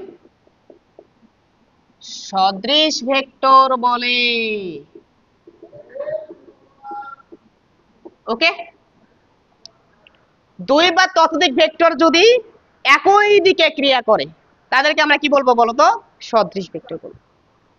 সদৃশ ভেক্টর হওয়ার জন্য সমজাতীয় হওয়ার কোনো দরকার নাই। আমরা দেখবো অনেকগুলো ভেক্টর দেওয়া আছে, তারা একই দিকে কাজ করতেছে নাকি কোন দিকে কাজ করতেছে, একটাই শর্ত, দিক একই হলে তাদেরকে কি বলবো বলতো? সদৃশ ভেক্টর বলবো। আর অন্য কোনো শর্ত আমাদের এখানে নেই। তাহলে শর্ত কয়টা? একটা। কি হতে হবে? দিক একই হতে হবে। এখন একটু মনোযোগ দাও, দেখো মনোযোগ দাও, দেখো এইটা একটা ভেক্টর আমরা নিলাম এ ভেক্টর, এখানে আরো একটা ভেক্টর নিলাম আমরা, এটাকে বললাম বি ভেক্টর। এখানে একটা ভেক্টর আমরা নিলাম, কোন কি ভেক্টর বলতো? C vector. তিনটা ভেক্টর আমরা নিচ্ছি। এখানে তিনটা vector A vector B vector আর সি ভেক্টর, তিনটা ভেক্টর একই দিকে কাজ করতেছে না? তার মানে এই তিনটা পরস্পরের কি ভেক্টর বলতো? সদৃশ ভেক্টর। তাহলে এখান থেকে আমরা ডিসিশন নেব, এক নাম্বার ডিসিশন যেটা, সেটা হচ্ছে এ ভেক্টর বি ভেক্টর ও সি ভেক্টর পরস্পরের সদৃশ, একই দিকে কাজ করতেছে। মান সমান হয়েছে কি হয়েছে না দেখার বিষয় নেই আমার, একই দিকে কাজ করতেছে তাহলে কি হবে বলো তো? সদৃশ। ক্লিয়ার, বোঝা যাচ্ছে? এখন একটু খেয়াল করো, দেখো এখান থেকে যদি আমরা এ ভেক্টর আর বি ভেক্টরের দিকে তাকাই, তারা একই দিকে কাজ করতেছে, মানও সমান, মানও সমান, একই দিকে কাজ করতেছে, তারা এরা কি বলতো? সমান ভেক্টর না? আবার একই দিকে কাজ করতেছে, তার মানে কি বলতো? সদৃশ ভেক্টর। তাহলে এ ভেক্টর আর বি ভেক্টর এরা একই সাথে সমান এবং কি বলতো? সদৃশ। তাহলে এখান থেকে আমরা ওটাই লিখবো যে এ ভেক্টর ও বি ভেক্টর এরা, হ্যাঁ, এ ভেক্টর ও বি ভেক্টর পরস্পরের সমান ও সদৃশ। বোঝা গেল? আবার দেখো তো ভাইয়া, এ ভেক্টর আর সি ভেক্টর অথবা বি ভেক্টর আর সি ভেক্টর যেটাই নাও, এ ভেক্টর আর সি ভেক্টর যারা আছে একই দিকে কাজ করতেছে না? অবশ্যই তারা কি হবে বলতো? সদৃশ। কিন্তু তারা কি সমান? তারা সমান না। তাহলে এখানে এ ভেক্টর ও সি ভেক্টর এরা পরস্পরের সদৃশ কিন্তু সমান নয়, সমান নয়। দেখো এখান থেকে আমরা একটা ডিসিশন নিতে পারি না? সমান ভেক্টর মানে তাদেরকে তো অবশ্যই একই দিকে কাজ করতে হবে, নাকি? একই দিকে কাজ করতে হবে না? তাহলে যেহেতু সমান ভেক্টর গুলো একই দিকে কাজ করে, তাহলে অবশ্যই সকল সমান ভেক্টরই সদৃশ্য ভেক্টর হবে। ক্লিয়ার? তার মানে সকল সমান ভেক্টর কি ভেক্টর বলতো? সদৃশ ভেক্টর। কিন্তু সদৃশ ভেক্টর জাস্ট একটা শর্ত মেনে চলে, যে তারা একই দিকে কাজ করবে। তার সমান হওয়ার কি প্রয়োজন আছে? না। কিন্তু সকল সদৃশ ভেক্টর কি নয় বলতো? সমান ভেক্টর নয়। সদৃশ ভেক্টর হলে সেটা সমান হতেও পারে, নাও পারে। যদি মান সমান হয় তাহলে হবে সমান, মান সমান না হলে সেটাকে আমরা শুরু কি বলবো বলতো? সদৃশ। তার মানে সকল সমান ভেক্টরই সদৃশ ভেক্টর। কারণ কি? সকল সমান ভেক্টর একই দিকে কাজ করবে। কিন্তু সকল সদৃশ ভেক্টর সমান ভেক্টর নয়। সদৃশ ভেক্টর গুলো একই দিকে কাজ করলেও তাদের মান সমান নাও হতে পারে। ক্লিয়ার, বোঝা গেছে কি বলছি?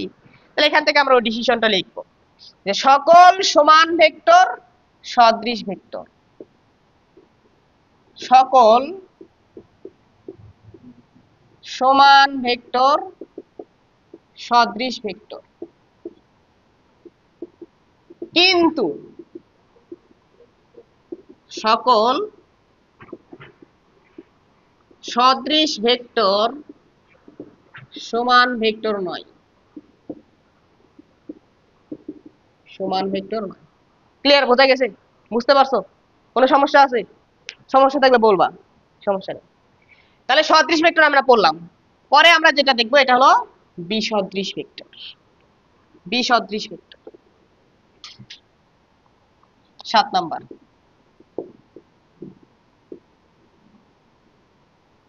7 নাম্বার বিসদৃশ ভেক্টর। দেখো বিসদৃশ ভেক্টর কাকে বলবো? সেম জিনিসই, জাস্ট বিপরীত দিকে কাজ করবে। ঠিক আছে? দুই বা ততোধিক ভেক্টর যদি পরস্পরের বিপরীত দিকে ক্রিয়া করে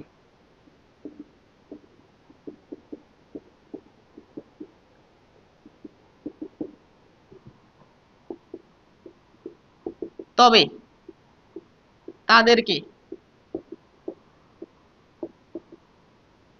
পরস্পরের বিসদৃশ ভেক্টর বলে। বোঝা গেছে? একটাই সিম্পল কথা ভাইয়া, ভেক্টর গুলো বিপরীত দিকে কাজ করবে, তাদেরকে আমরা কি বলবো? বিসদৃশ। মান সমান হলেও সমস্যা নাই, না হলেও সমস্যা নাই। এখানে যদি আমরা কয়েকটা ভেক্টর নেই, ধরো এটা একটা ভেক্টর নিলাম এ ভেক্টর, এখানে আর একটা ভেক্টর নিলাম, এটাকে আমরা বললাম বি ভেক্টর, এখানে আর একটা ভেক্টর নিলাম, এটাকে বললাম কি ভেক্টর বলতো? C vector. বুঝতে পারছো? এখানে এ ও বি, এ দেখো এ ও বি, এটাকে একটু এইদিকে নিই, দেখো এটাকে একটু এইদিকে নিই।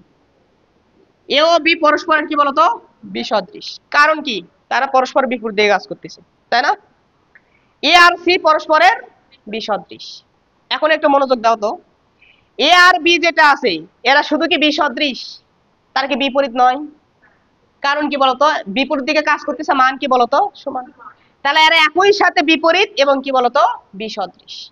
কিন্তু এ আর সি এর দিকে তাকাও, এরা বিপরীত দিকে কাজ করতেছে, তার মানে বিসদৃশ। কিন্তু তারা কি বিপরীত? বিপরীত হওয়ার জন্য আরো একটা কন্ডিশন মেনটেন করতে হবে, মান সমান হতে হবে। দিক বিপরীত ঠিক আছে ভাইয়া, কিন্তু মান তো সমান নয়, তাই এরা কি নয়? বিপরীত নয়। ক্লিয়ার, বোঝা গেছে? তাহলে এখান থেকে আমরা যে জিনিসগুলো দেখতে পাচ্ছি সেটা হচ্ছে এ ভেক্টর ও বি ভেক্টর এরা পরস্পরের বিপরীত ও বিসদৃশ, তাই না? কিন্তু দেখো তো ভাইয়া, এ ভেক্টর ও সি ভেক্টর এরা পরস্পরের বিসদৃশ, কিন্তু এরা কি বিপরীত? কিন্তু বিপরীত নয়। বোঝা গেল কি বললাম? তার মানে এখান থেকে আমরা আর একটা ডিসিশন নিতে পারি না, যদি বিপরীত ভেক্টর হয় তাহলে অবশ্যই তারা কি হবে বলতো? বিসদৃশ হবে। কারণ বিপরীত ভেক্টরগুলোর দিক কি হবে? বিপরীত হবে, তাই না? বিপরীত ভেক্টরগুলোর দিক কি হবে? বিপরীত। তাহলে সকল বিপরীত ভেক্টরে কি হবে বলতো? বিসদৃশ ভেক্টর। কিন্তু সকল বিসদৃশ ভেক্টর কি বিপরীত হবে? না। দিক বিপরীত হলেও মান সমান নাও হতে পারে। এখান থেকে ডিসিশনটা তোমরা সুন্দর করে এখন একটু লিখে নিবা। সকল বিপরীত ভেক্টর বিসদৃশ ভেক্টর, কিন্তু সকল বিসদৃশ ভেক্টর বিপরীত ভেক্টর নয়।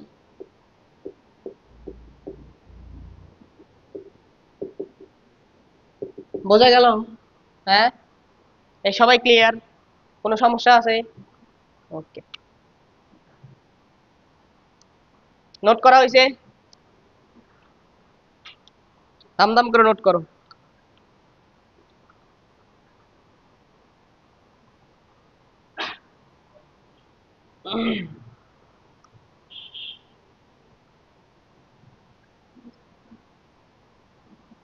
হয়েছে? চলো পরেরটা দেখি। মিশাই দিলাম।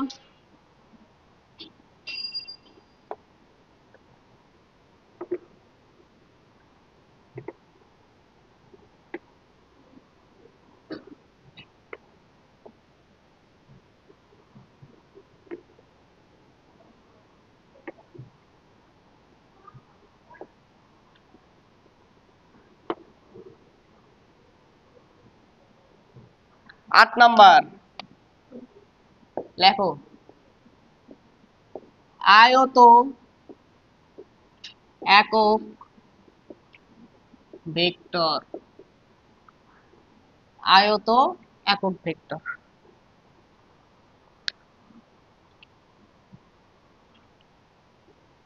লিখছো? দেখো, ত্রিমাত্রিক, আগে লেখো পরে বোঝাচ্ছি। ত্রিমাত্রিক কার্তেশীয় স্থানাঙ্ক ব্যবস্থার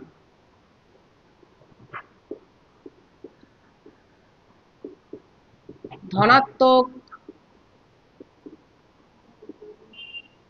এক্স ওয়াই এবং জেড, এক্স ওয়াই এবং জেড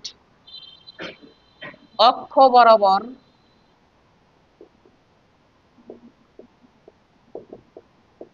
যে তিনটি একক ভেক্টর,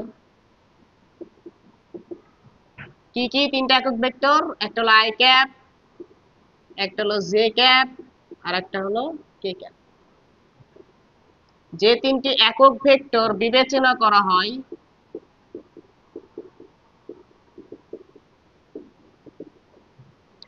তাদেরকে আয়ত একক ভেক্টর বলে।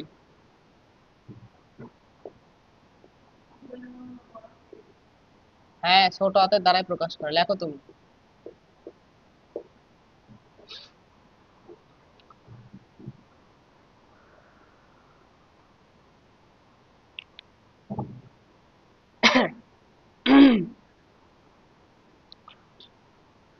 তোমরা তো স্থানাঙ্ক ব্যবস্থা বোঝো নাকি? এক্স অক্ষ, ওয়াই অক্ষ, আর একটা কি বলো তো, জেড অক্ষ। তা কোথাও যদি এক্স অক্ষ, কোন একটা বিন্দুতে যদি এক্স অক্ষ, ওয়াই অক্ষ, জেড অক্ষ, তিনটা অক্ষ একসাথে থাকে, মানে এরকম অবস্থা, এটা ধরো এক্স অক্ষ, এটা ধরো ওয়াই অক্ষ, আর এটা কি বলতো, জেড অক্ষ। এটাকে বলা হয় কার্তেশীয় স্থানাঙ্ক ব্যবস্থা, ত্রিমাত্রিক কার্তেশীয় স্থানাঙ্ক ব্যবস্থা। দুইটা অক্ষ থাকলে ত্রিমাত্রিক, একটা অক্ষ থাকলে কি হবে বলতো, একমাত্রিক। ক্লিয়ার, বোঝা গেছে? তাহলে এরকম ত্রিমাত্রিক কার্তেশীয় স্থানাঙ্ক ব্যবস্থার একটা এক্স অক্ষ থাকে, একটা ওয়াই অক্ষ থাকে, আর একটা কি থাকে বলতো, জেড অক্ষ থাকে। ক্লিয়ার, বোঝা গেছে? তো আমরা এটা এখানে অঙ্কন করব। এটা আমরা দিব এক্স অক্ষ, এটা দেবো ওয়াই অক্ষ, আর এটা কি দিব বলতো, জেড অক্ষ। বোর্ডে কি এটা অঙ্কন করা সম্ভব? এটাকে আমরা এই দিক দ্বারা বোঝাবো যে এটা কি হবে বলতো, জেড অক্ষ। ঠিক আছে, তাহলে দেখো এই দিক বরাবর আমরা একটা অক্ষ দিলাম, এটাকে আমরা বললাম এক্স অক্ষ। আর উপরের দিকে আরেকটা অক্ষ থাকবে, এটাকে আমরা বললাম ওয়াই অক্ষ। আর জেড অক্ষটা এই দিক বরাবর থাকবে, এটাকে বোঝানোর জন্য আমরা এই দিক বরাবর দিলাম। এটা কি অক্ষ বলতো, জেড অক্ষ। এটা আমাদের মূল বিন্দু, এটা আমাদের মূল বিন্দু, এটাকে কি বলা হয় বলতো, ও বিন্দু। বুঝতে পারছো? তা আমরা এক্স অক্ষ বরাবর একটা একক ভেক্টর নেব। কোন অক্ষ বরাবর? একক ভেক্টর মানে মান কত হবে বলতো, এক। তা আমরা ধরে নিলাম যে এইটুকু মান আছে, এইটুকু মানকে কি বললাম বলতো, এক। ঠিক আছে, আমরা এটুকু ধরে নিই।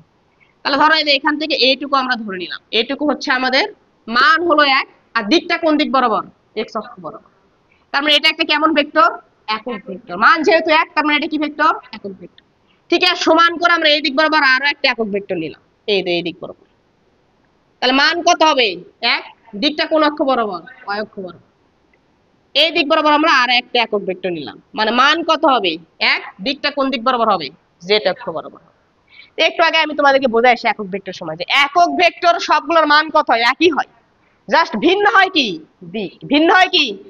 তার মানে এটা একটা আলাদা ভেক্টর, যেহেতু এটা এক্স অক্ষ বরাবর, এটা ওয়াই অক্ষ বরাবর একটা ভেক্টর, তাহলে দিক যদি আলাদা হয়ে যায় তাহলে কি সমান ভেক্টর থাকে নাকি আলাদা ভেক্টর হয়ে যায়, আলাদা ভেক্টর হয়ে যায়। এটা আবার অন্য দিকে, কিন্তু সবারই কি বলতো, মান সমান।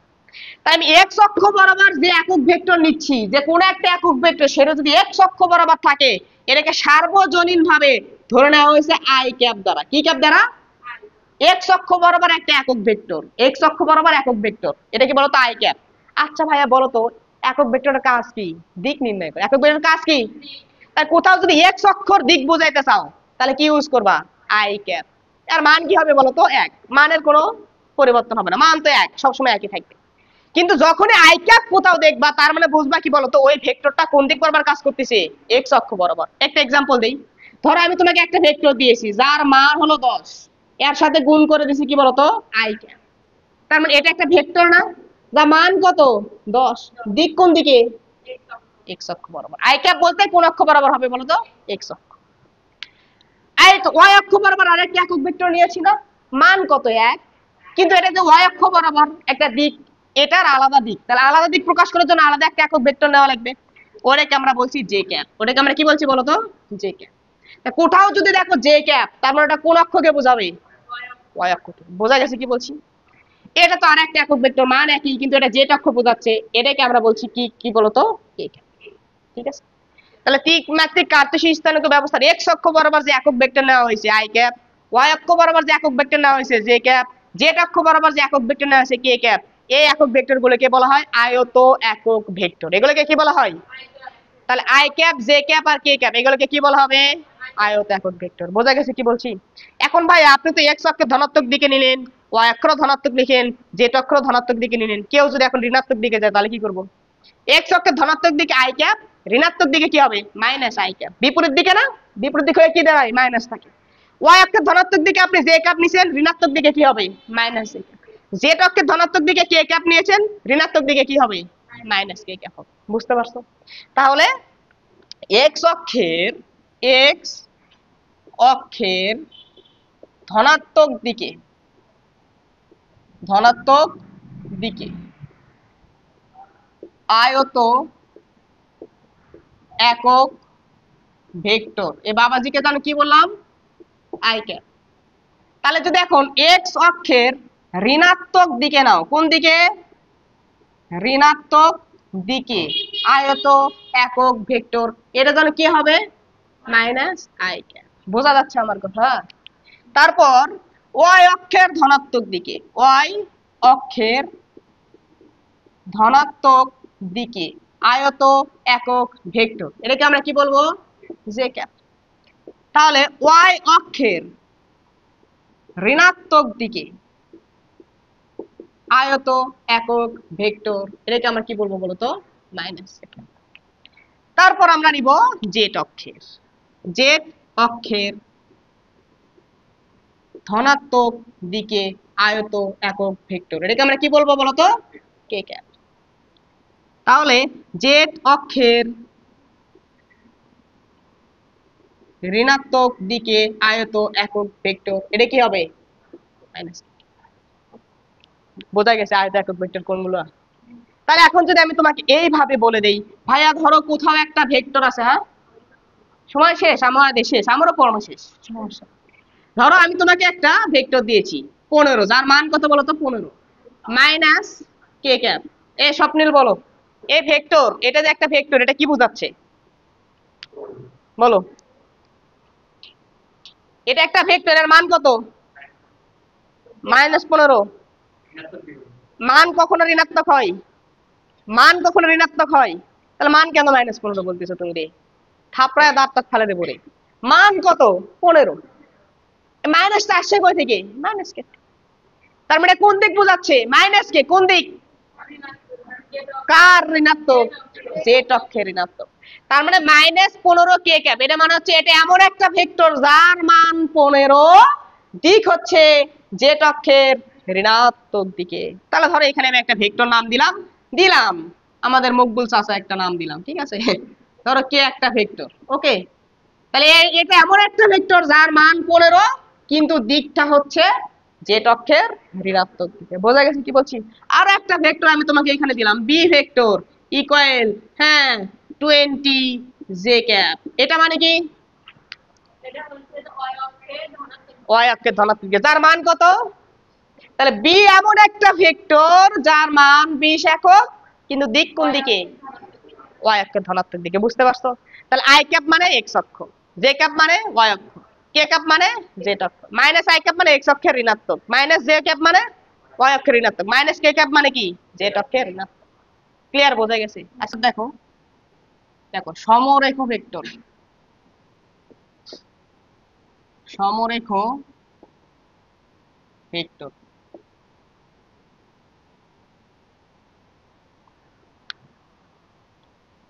সংজ্ঞা লেখো। দুই বা ততোধিক ভেক্টর যদি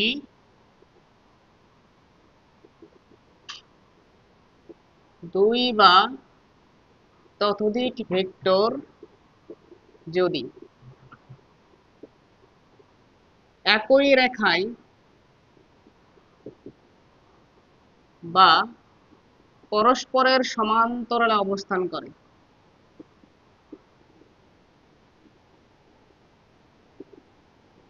একই রেখায় বা পরস্পরের সমান্তরালে অবস্থান করে,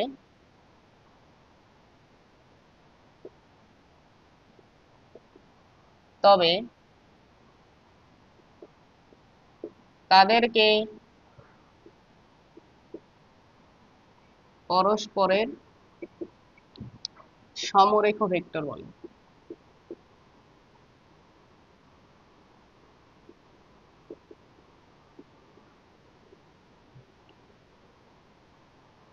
লিখছো?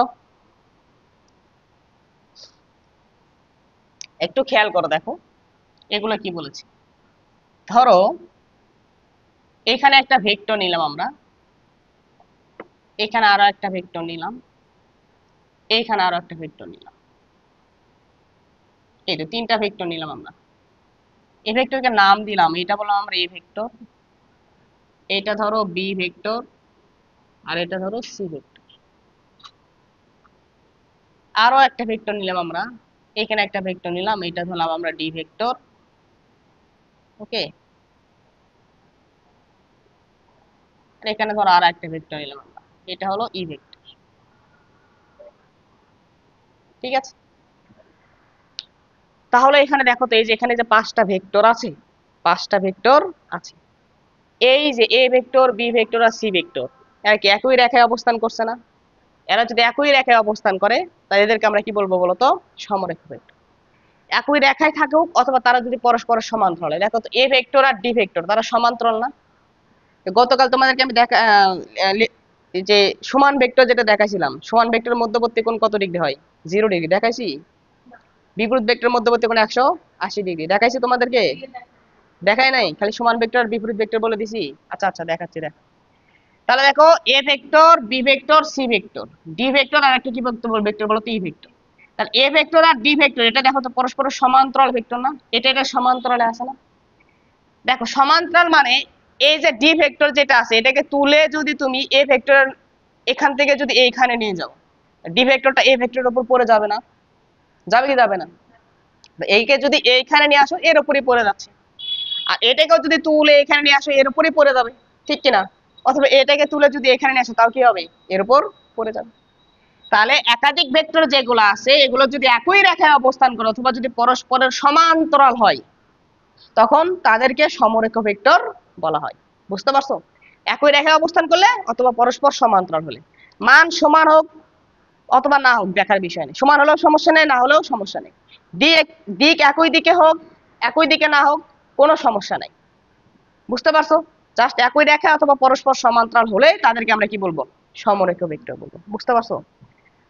আচ্ছা দেখো, একটু পরে এদের সমান্তরালটা আমি দেখাচ্ছি, এর সাথে আর একটা সংজ্ঞা আমরা লিখে দিই। 10 নাম্বার, সমতলীয় ভেক্টর। সমতলীয় ভেক্টর, সমতলীয় ভেক্টর কাকে বলবো আমরা? নাম থেকে বোঝা যাচ্ছে, দেখো সমতলীয় মানে কি? একই তলে থাকবে, একই তলে থাকবে। দুই বা ততোধিক ভেক্টর যদি একই তলে অবস্থান করে তখন তাদেরকে আমরা কি বলবো বলো তো? সমতলীয় ভেক্টর। দুই বা ততোধিক ভেক্টর যদি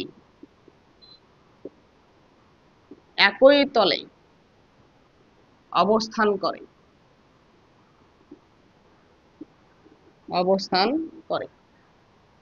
তবে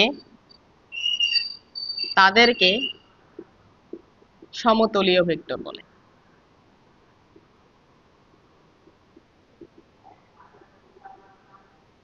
ভেক্টর বলে। একটু মনোযোগ দাও, দেখো ধরো আমি এখানে একটা ভেক্টর নিলাম, এটা একটা ভেক্টর, এখানে এটা আর একটা ভেক্টর, এটা আর একটা ভেক্টর, এটা একটা ভেক্টর, এটা একটা ভেক্টর, এটা একটা ভেক্টর, ইচ্ছা মতন আমি দিক দিয়ে নিচ্ছি। এই যে এখানে যতগুলো ভেক্টর দেখতেছো এই সবগুলো কি একটা তলে অবস্থান করতেছে না? আমাদের যে বোর্ডটা দেখতে পাচ্ছ, বোর্ড একটা তল না?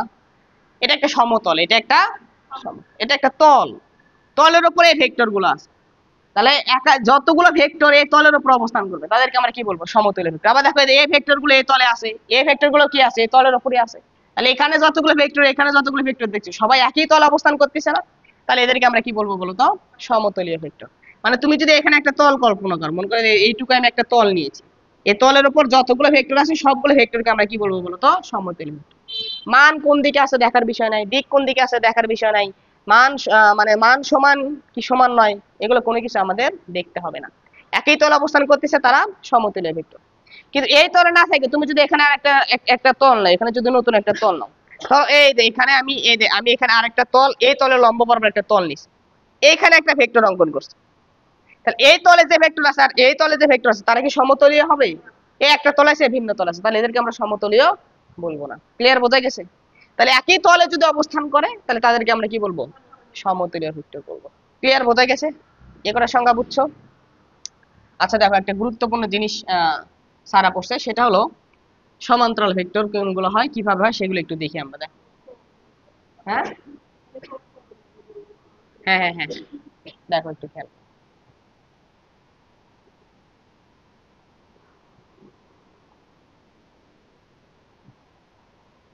দেখো আমি দুইটা ভেক্টর নিচ্ছি, দেখো এইখানে এটা একটা ভেক্টর নিলাম, এখানে এইখানে আরো একটা ভেক্টর নিলাম, এই দুইটা ভেক্টর মান সমান এবং দিক একই দিকে না? এইখানে আরো একটা ভেক্টর নিলাম, এইখানে আরো একটা ভেক্টর নিলাম, এই দুইটা ভেক্টর মান সমান কিন্তু একটা আরেকটা কি বলতো? বিপরীত। এইটা ধরলাম আমরা এ ভেক্টর, এটা ধরলাম আমরা বি ভেক্টর, এটা ধরো সি ভেক্টর, এটা ধরো ডি ভেক্টর। এখান থেকে আমরা দেখতে পাচ্ছি এ ভেক্টর আর বি ভেক্টর যে দুইটা আছে এগুলো সমান ভেক্টর, মান সমান, দিক একই দিকে। সি ভেক্টর আর ডি ভেক্টর আছে, এগুলো বিপরীত ভেক্টর, মান সমান কিন্তু দিক কি বলতো বিপরীত দিক। আবার দেখো এ ভেক্টর আর বি ভেক্টর যেটা আছে এই দুটো একই দিকে কাজ করতেছে না। আবার দেখো তো এই দুইটা ভেক্টর সমান্তরাল ভেক্টর না একটা আরেকটা? সমান্তরাল রেখা কাকে বলে? যে দুইটা রেখার মধ্যবর্তী এই যে লম্ব যদি আমরা অঙ্কন করি, দুইটা রেখার উপরে একবারে সোজাসুজি দুইটা বিন্দু নিবা, ওই দুইটা বিন্দুর মধ্যবর্তী দূরত্ব যদি সব সময় সমান থাকে তাকে আমরা কি বলি বলতো সমান্তরাল রেখা বলি। তাহলে এই দুটো সমান্তরাল রেখা না? হ্যাঁ। আবার দেখো এই দুটো কি বলতো পরস্পরের সমান্তরাল না? হ্যাঁ পরস্পরের সমান্তরাল। এটাও দুইটাও কি বলতো পরস্পরের সমান্তরাল রেখা। তাহলে সমান ভেক্টর এবং বিপরীত ভেক্টর এই দুটো পরস্পরের কি হয় বলতো সমান্তরাল হয়। পরস্পরের কি হয় সমান্তরাল। মানে দুইটা ভেক্টর একই দিকে কাজ করলেও তারা পরস্পরের সমান্তরাল হয়, দুইটা ভেক্টর বিপরীত দিকে কাজ করলেও তারা পরস্পরের কি হয় বলতো সমান্তরাল হয়। এখন একটু খেয়াল করো আমরা কোণ কাকে বলি, কোণ কাকে বলি? জ্যামিতিক কোণের যে আমরা সংজ্ঞা পড়ছিলাম যে দুইটা রশ্মির পাদবিন্দু যদি কোথাও মিলিত হয় তাহলে যে জ্যামিতিক গঠন উৎপন্ন হয় সেটাকে কি বলা হয় বলতো কোণ বলা হয়। এটাকে বলা হয় কি বলতো কোণ।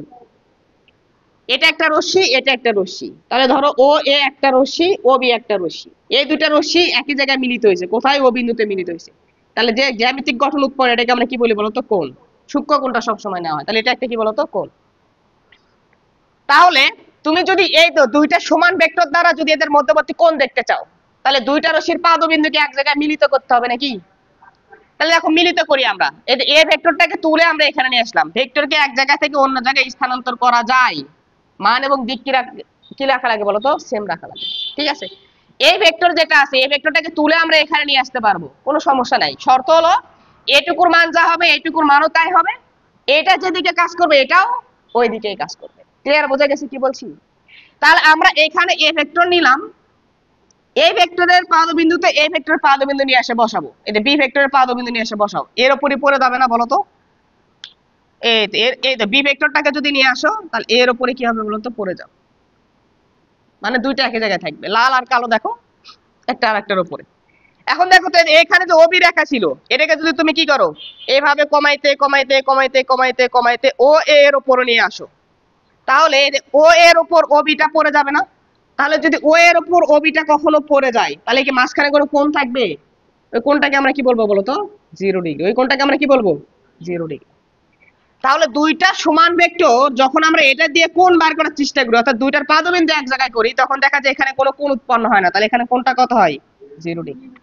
তার মানে দুইটা ভেক্টর যদি একই দিকে কাজ করে তাদের মধ্যবর্তী কোণ কত ডিগ্রি হয় 0 ডিগ্রি। এখানে একটা ভেক্টর আছে এখানে একটা ভেক্টর আছে, এই দুটার মধ্যবর্তী কোণ এখন আমরা কি করবো বলতো বের করার চেষ্টা করবো। তাহলে এখানে সি ভেক্টর যেটা আছে এটাকে তুলে আমরা এখানে একটু নিয়ে আসলাম, এই যে এখানে নিয়ে আসলাম, এটা ধরো আমাদের সি ভেক্টর, সি ভেক্টরটাকে তুললাম এইখানে নিয়ে আসলাম, মান সেম রাখলাম দিক সেম রাখলাম, এটা হলো আমাদের সি ভেক্টর। এখন এটারও পাদবিন্দু আর এটার পাদবিন্দু এক জায়গায় মিলিত করব, তাহলে এটার পাদবিন্দু আর এটার পাদবিন্দু মিলিত করার জন্য কি করতে হবে ডি ভেক্টরের পাদবিন্দু নিয়ে এখানে বসাই দিতে হবে। এই যে দেখো এই যে এইভাবে তুললাম, তুলে নিয়ে এখানে বসিয়ে দিলাম, তাহলে এখানে ডি ভেক্টরের পাদবিন্দু আর এখানে কি থাকবে বলতো ডি ভেক্টরের শীর্ষ এদিক বরাবর। তাহলে এই যে এখানে পাদবিন্দুতে যে কোণ উৎপন্ন হচ্ছে কতটুকু কোণ উৎপন্ন হচ্ছে বলতো? এই কোণ উৎপন্ন হচ্ছে, এই কোণের মান কত ডিগ্রি হবে বলতো 180 ডিগ্রি। তাহলে দুইটা ভেক্টর সমান্তরাল দুই ভাবে থাকতে পারে, সমান্তরাল এবং একই দিকে, সমান্তরাল কিন্তু কি বলতো বিপরীত দিকে। বুঝতে পারছো? তাহলে সমান্তরাল এবং একই দিক যদি হয় তাহলে তাদের মধ্যবর্তী কোণ কত ডিগ্রি হয় 0 ডিগ্রি। সমান্তরাল কিন্তু বিপরীত দিকে যদি হয় তাহলে মধ্যবর্তী কোণ কত ডিগ্রি হয় বলতো 180 ডিগ্রি। তাহলে দুইটা ভেক্টর যে সমান্তরাল থাকবে, সমান্তরাল এটা দুই ভাবে থাকতে পারে, যে সমান্তরাল এবং তারা একই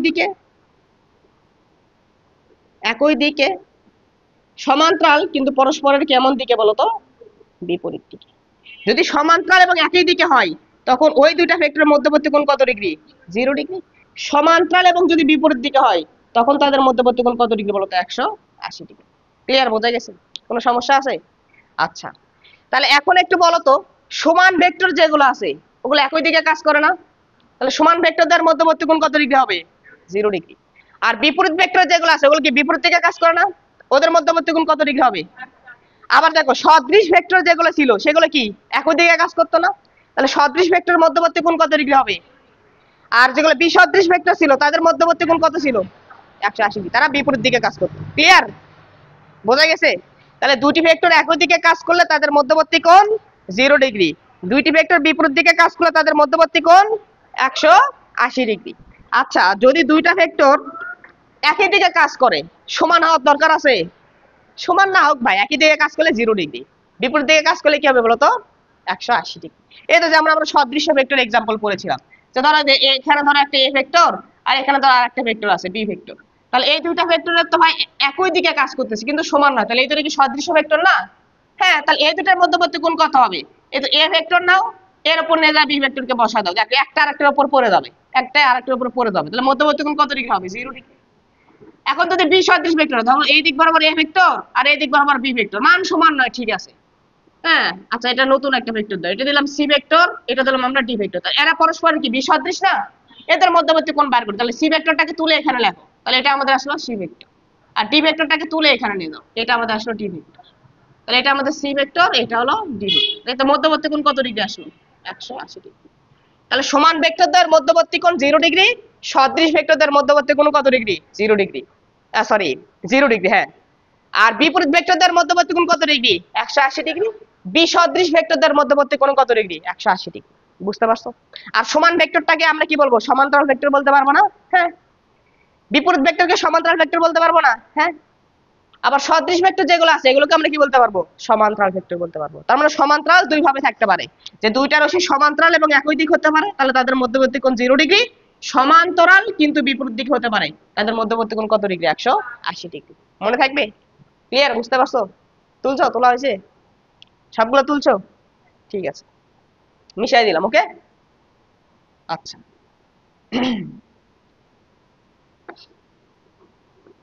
তাহলে এখন পর্যন্ত আমরা কয়টা ভেক্টরের সংজ্ঞা বললাম? 10টা হয়ে গেছে। ওকে,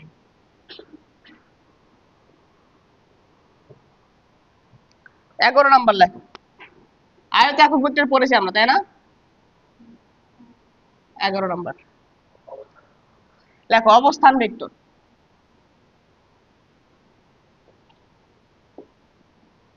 অবস্থান ভেক্টর, পজিশনাল ভেক্টর। অবস্থান ভেক্টর আর একটা নাম আছে, ওটাকে বলে ব্যাসার্ধ ভেক্টর। কি ভেক্টর? ব্যাসার্ধ ভেক্টর।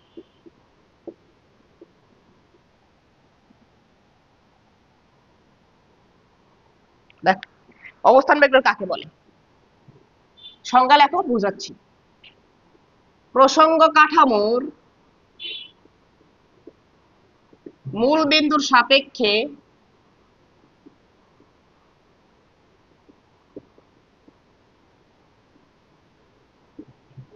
কোন বিন্দুর অবস্থান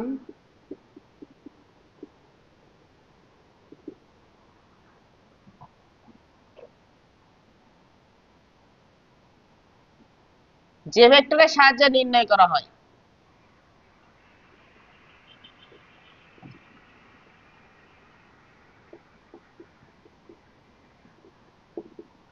নির্ণয় করা হয় তাকে অবস্থান ভেক্টর বলে।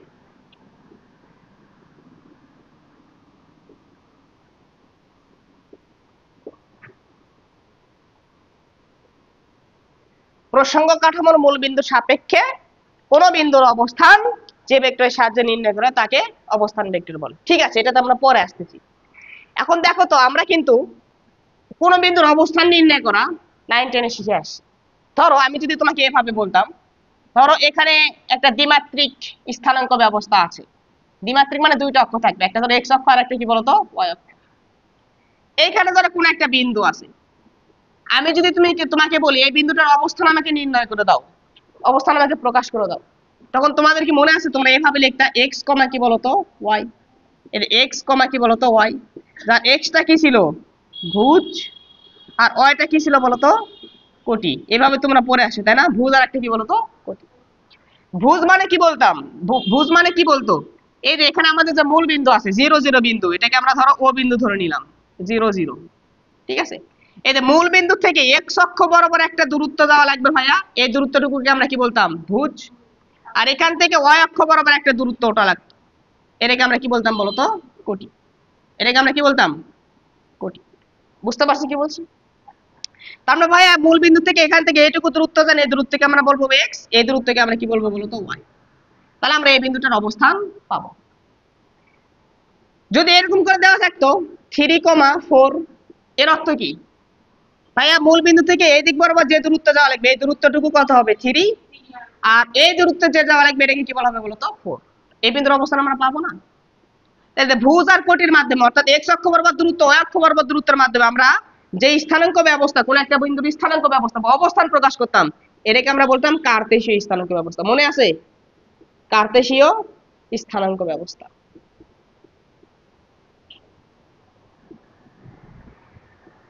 এখন একজন আরেকজন তোমার আরেকটা বন্ধু আসে বলল যে ভাইয়া আপনি এই বিন্দুতে যাইতে চাচ্ছেন, এত ঘোরাঘুরি কেন করতেছেন? ঘোরাঘুরি করার তো দরকার নেই, এত ঘোরাঘুরি করার তো দরকার নেই। এই বিন্দুটা এখানে আছে, আপনি এখানে আছেন, এত ঘোরাঘুরি না করে আপনি সোজা এখানে চলে যান, তাহলে তো এই বিন্দুটা পান নাকি? ঘোরাঘুরি করার দরকার আছে? আপনার টার্গেট এই বিন্দুতে যাওয়া, অবস্থান বার করে দিচ্ছেন মানে কি এই বিন্দুতে পৌঁছাবেন, এখান থেকে এই বিন্দুতে পৌঁছাবেন, 3-4 যাওয়া লাগবে। ঘোরাঘুরি কেন করতেছেন? আপনি এই দিক বরাবর যান। আমি ওকে বললাম ওই দিক বরাবর কত যাব? তা বললে যে ভাই এই দিক বরাবর 5 মিটার গেলে আপনি ওই বিন্দুটা পাবেন। তা তুমি আমাকে বললা এই দিক বরাবর কত যান? 5 মিটার যান। আমি 5 মিটার যায় ওই বিন্দুটা পাইলাম, ঠিক আছে। এখন ধরো আমি এরকম করে যাই নাই, আমি এখন এখান থেকে তুমি আমাকে 5 মিটার যাইতে বলছো, আমি এখন 5 মিটারই যাব, কিন্তু ধরো আমি 5 মিটার এইদিকে গেলাম, তাহলে যাই কই বিন্দু পাবো? তুমি কিন্তু আমাকে শুধু বলছো যে ভাই আপনি এখান থেকে 5 মিটার যান, আমি এইদিকে যাইতে পারি, আমি আবার এইদিকেও যাইতে পারি, এইদিকেও যাইতে পারি। আমি যদি এইদিকে যাই তাহলে কই বিন্দুটা পাবো? পাবো না। তার মানে তুমি আমাকে যা বলেছো সেখানে কিছু গ্যাপ আছে, সেখানে শুধু আমাকে সরাসরি দূরত্ব বলে দিলে হবে না, তোমাকে বলে দিতে হবে যে ভাইয়া আপনি 5 মিটার যান ঠিক আছে, কিন্তু এক্স অক্ষের সাথে 45 ডিগ্রি কোণ করে যান। কত ডিগ্রি কোণ করে যান? 45 ডিগ্রি কোণ করে যান। তাহলে এই 45 ডিগ্রি কোণ করে গেলে আমি এই বিন্দুটার অবস্থান পাবো। তাহলে এইদিকে গেলেও পাবো না, এইদিকে গেলেও পাবো না। তাহলে শুধুমাত্র 5 মিটার যদি আমাকে বলে দিত তাহলে কিন্তু এই বিন্দুটা আমি পাইতাম না। 5 মিটার বলে দিতে হবে, সাথে সাথে কোণটাও বলে দিতে হবে যে কত ডিগ্রি কোণ করে আমি যাব। ক্লিয়ার? বোঝা গেছে কি বলছি? তাহলে এই তো তখন এই ধরনের যে স্থানাঙ্ক ব্যবস্থা যেটা ছিল এই ধরনের স্থানাঙ্ক ব্যবস্থা, তো এখানে তো আমি দূরত্ব বলে দিছি সরাসরি। এই যে দূরত্ব, এই দূরত্বটাকে বলা হতো আর, এই দূরত্বটাকে কি বলা হতো আর, আর এই কোণটাকে কি বলা হতো বলতো থিটা। এই বিন্দুটার অবস্থান তখন প্রকাশ করে দিতে এইভাবে আর কমা থিটা, মানে এই যে 5 কমা 45 ডিগ্রি, এভাবেই তুমি প্রকাশ করতে। তো এখানে আর কমা থিটা এভাবে যে স্থানাঙ্ক ব্যবস্থা প্রকাশ করা হতো এটাকে আমরা কি বলতাম? পোলার স্থানাঙ্ক ব্যবস্থা। মনে আছে তোমাদের? হায়ার ম্যাথে তোমাদের এগুলো ছিল, সরল রেখা অধ্যায়। পোলার স্থানাঙ্ক ব্যবস্থা, কার্তেশীয় স্থানাঙ্ক ব্যবস্থা পোলার স্থানাঙ্ক ব্যবস্থার ভিতরে সম্পর্ক বার করতে বলতো তোমাদেরকে। যাই হোক, তাহলে এই যে এই বিন্দুটার অবস্থান বার করার জন্য আমরা এইভাবে ঘুরে ঘুরেও যাইতে পারি, সোজাসুজিও যাইতে পারি। আমরা বুঝতে পারছো? এগুলো আমাদের আগে আমাদের আলোচনা ছিল। এখন দেখো, এখন তো আমরা ভেক্টর পড়তেছি নাকি? তো এখানে ধরো ভেক্টরে আমি এরকম করে একটা স্থানাঙ্ক ব্যবস্থায় কোনো একটা বিন্দু দিয়ে রাখছি, হ্যাঁ এখানে কোনো একটা বিন্দু দিয়ে রাখছি, এখানে কোনো একটা বিন্দু দিয়ে রাখছি, বললাম এই বিন্দুর অবস্থান তুমি একটা ভেক্টরের সাহায্যে কি করো বলো তো? নির্ণয় করো। তখন কি করা হয়? এই তো সরাসরি যাওয়া হয়, যে মূল বিন্দুর সাপেক্ষে এই বিন্দুর অবস্থান নির্ণয় করব, মূল বিন্দুর সাপেক্ষে এই বিন্দুর অবস্থান নির্ণয় করব। তখন যে ভেক্টরের সাহায্যে প্রসঙ্গ কাঠামোর মূল বিন্দুর সাপেক্ষে কোন বিন্দুর অবস্থান যে ভেক্টরের সাহায্যে নির্ণয় করা হয় এই ভেক্টরটাকে কি বলা হয় বলো তো? ব্যাসার্ধ ভেক্টর। বুঝতে পারছো? এই বিন্দুর অবস্থান নির্ণয় করবে কার সাপেক্ষে? মূল বিন্দুর সাপেক্ষে। তাহলে মূল বিন্দু থেকে সোজা একটা ভেক্টর অঙ্কন করে দিব, এটাকে আমরা কি বলবো বলো তো? ব্যাসার্ধ ভেক্টর। একে আর দ্বারা প্রকাশ করা হয়। একে কি দ্বারা প্রকাশ করা হয়? আর দ্বারা। তাহলে ব্যাসার্ধ ভেক্টর বা আরো একটা নাম আছে কি ভেক্টর? অবস্থান ভেক্টর। একে আর দ্বারা প্রকাশ করা হয়, প্রকাশ করা হয়, সাইডে লিখে রাখো। তাহলে এইখানে যে আমাদের অবস্থান ভেক্টর যেটা আছে এইটাকে আমরা কি দ্বারা প্রকাশ করলাম বলতো? আর দ্বারা প্রকাশ করলাম। এইটাই আমাদের অবস্থান ভেক্টর। তাহলে মূল বিন্দুর অবস্থান কার সাপেক্ষে তুলনা করব, মানে যে কোনো বিন্দুর অবস্থান কার সাপেক্ষে বার করব? মূল বিন্দুর সাপেক্ষে। মানে মূল বিন্দু থেকে ওই বিন্দুটা যোগ করে দিব, মূল বিন্দু থেকে ওই বিন্দুর দিকে যে ভেক্টরটা থাকবে এটাকে আমরা কি বলবো বলতো? অবস্থান ভেক্টর বা ব্যাসার্ধ ভেক্টর। একে কি দ্বারা প্রকাশ করা হয়? আর দ্বারা প্রকাশ করা হয়। ক্লিয়ার? বোঝা গেছে কি বলছি? আচ্ছা, এখন এই তো এই আর ভেক্টর সমান, দেখো আর ভেক্টর সমান দুইটা জিনিস লেখা যাবে, এটা আমি এখন বুঝাচ্ছি না, এটা আমরা স্থানাঙ্ক মানে ভেক্টরকে যখন বিভাজন শিখবো তখন এগুলো শিখবো। দেখো এই তো আর মানে হচ্ছে এই দিক বরাবর একটা উপাংশ থাকবে, এটাকে আমরা বলবো এক্স আই ক্যাপ, আপাতত বিশ্বাস করে নাও, পরে আমরা দেখবো। আর এই দিক বরাবর একটা ভেক্টর থাকবে, এটাকে বলা হবে কি বলতো? Y J cap. মানে আর ভেক্টর যেটা সেটা সমান তুমি লিখতে পারবা X I cap plus Y J cap. বুঝতে পারছো? তার মানে এই যে আর ভেক্টরটা যেটা লিখলাম এটাকে বলা হবে অবস্থান ভেক্টর। ক্লিয়ার?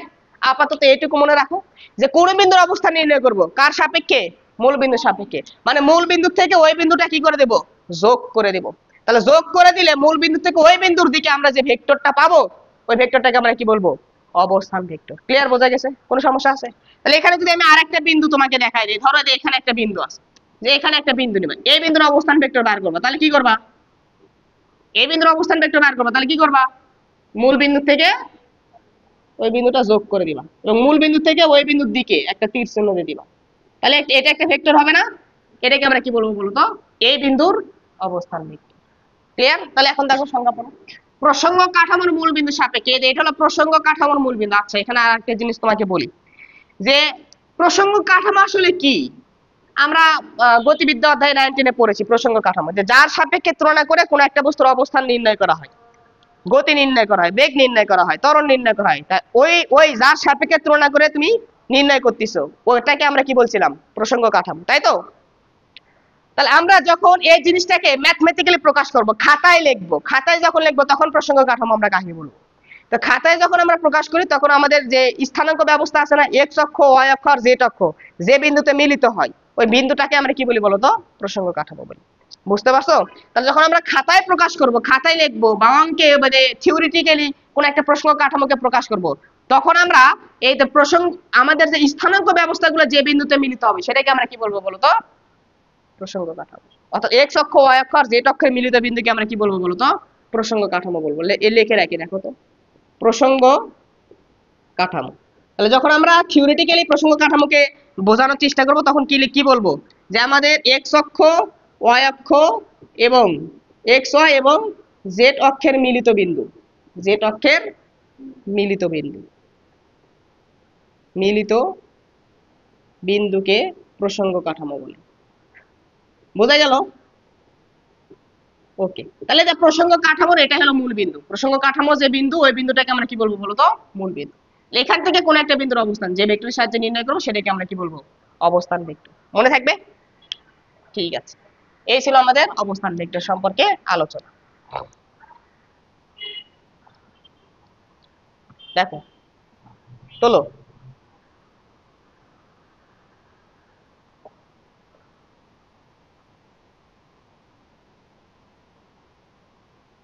নোট করো,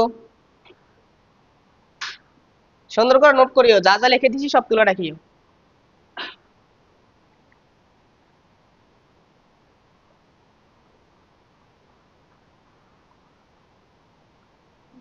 হয়েছে? ঠিক আছে, এটা মিশালাম তাহলে।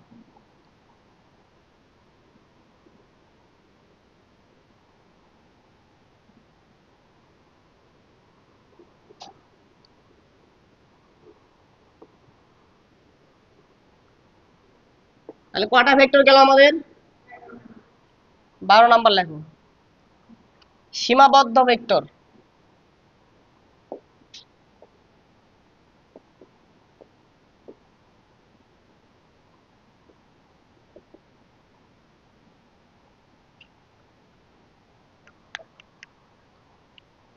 দেখো, যে সকল ভেক্টরের পাদবিন্দু নির্দিষ্ট, যে সকল ভেক্টরের পাদবিন্দু নির্দিষ্ট, এর অর্থ কি, অর্থাৎ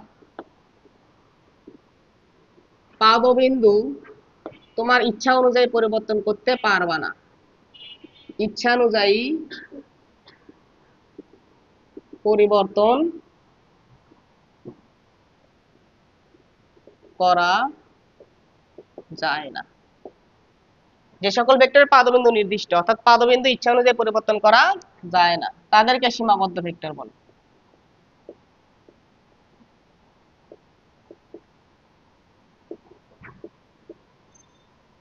তাদেরকে সীমাবদ্ধ ভেক্টর বলে। ওকে,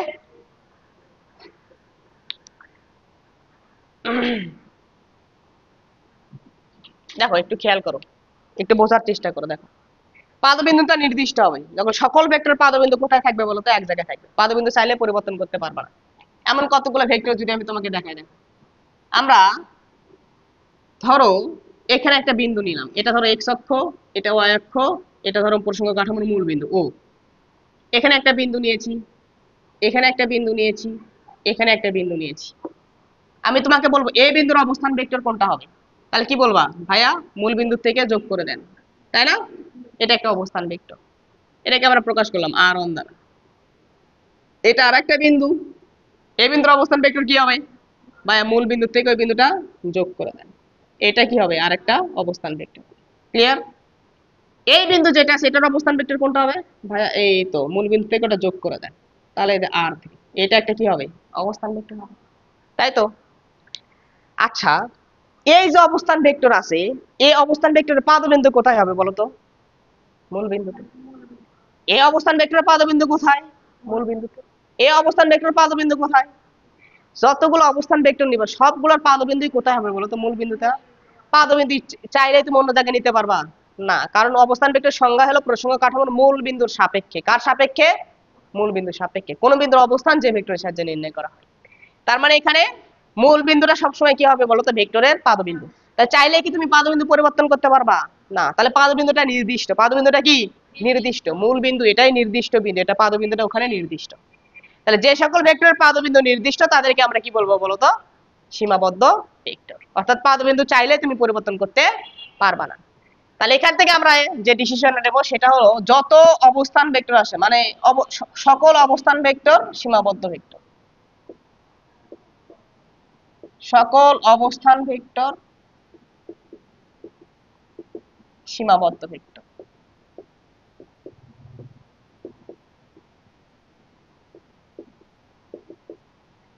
ঠিক আছে?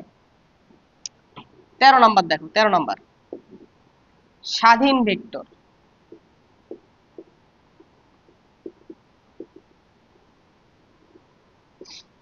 ইন্ডিপেন্ডেন্ট। ঠিক আছে? Independent vector. স্বাধীন ভেক্টর আমরা কাকে বলবো? ঠিক আছে, এটার অপোজিট, এটা সীমাবদ্ধ, এটা কি বলতো? স্বাধীন। তার মানে এর পাদবিন্দুটা নির্দিষ্ট ছিল, এর পাদবিন্দু নির্দিষ্ট হবে না। ওর পাদবিন্দু ইচ্ছা অনুযায়ী পরিবর্তন করতে পারে না, এর পাদবিন্দু ইচ্ছা অনুযায়ী পরিবর্তন করতে পারবো। যে সকল ভেক্টরের পাদবিন্দু নির্দিষ্ট নয়, যে সকল ভেক্টরের পাদবিন্দু নির্দিষ্ট নয়,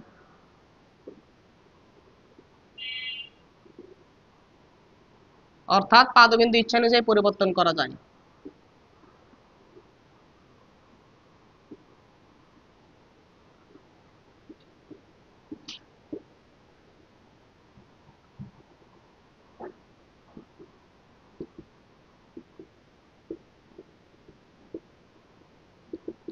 তাদেরকে আমরা স্বাধীন ভেক্টর বলবো।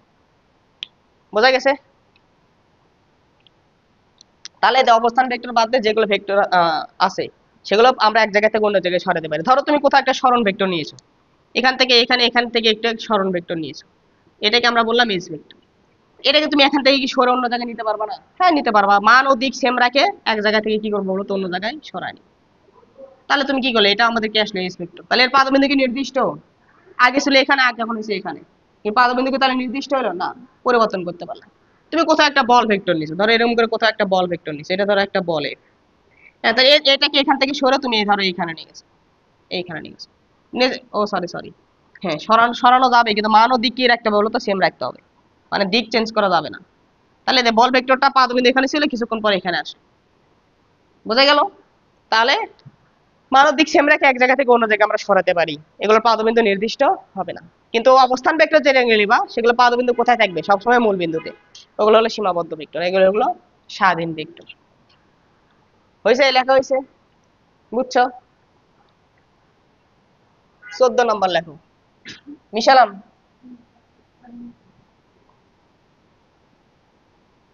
14 নম্বর সরণ ভেক্টর।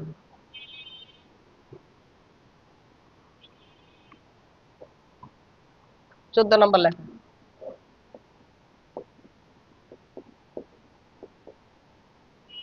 সরণ ভেক্টর।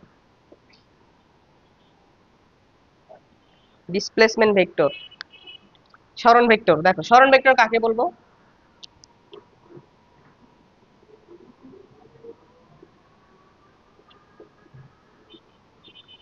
কোন বিন্দুর অবস্থান ভেক্টরের পরিবর্তনকে সরণ ভেক্টর বলে।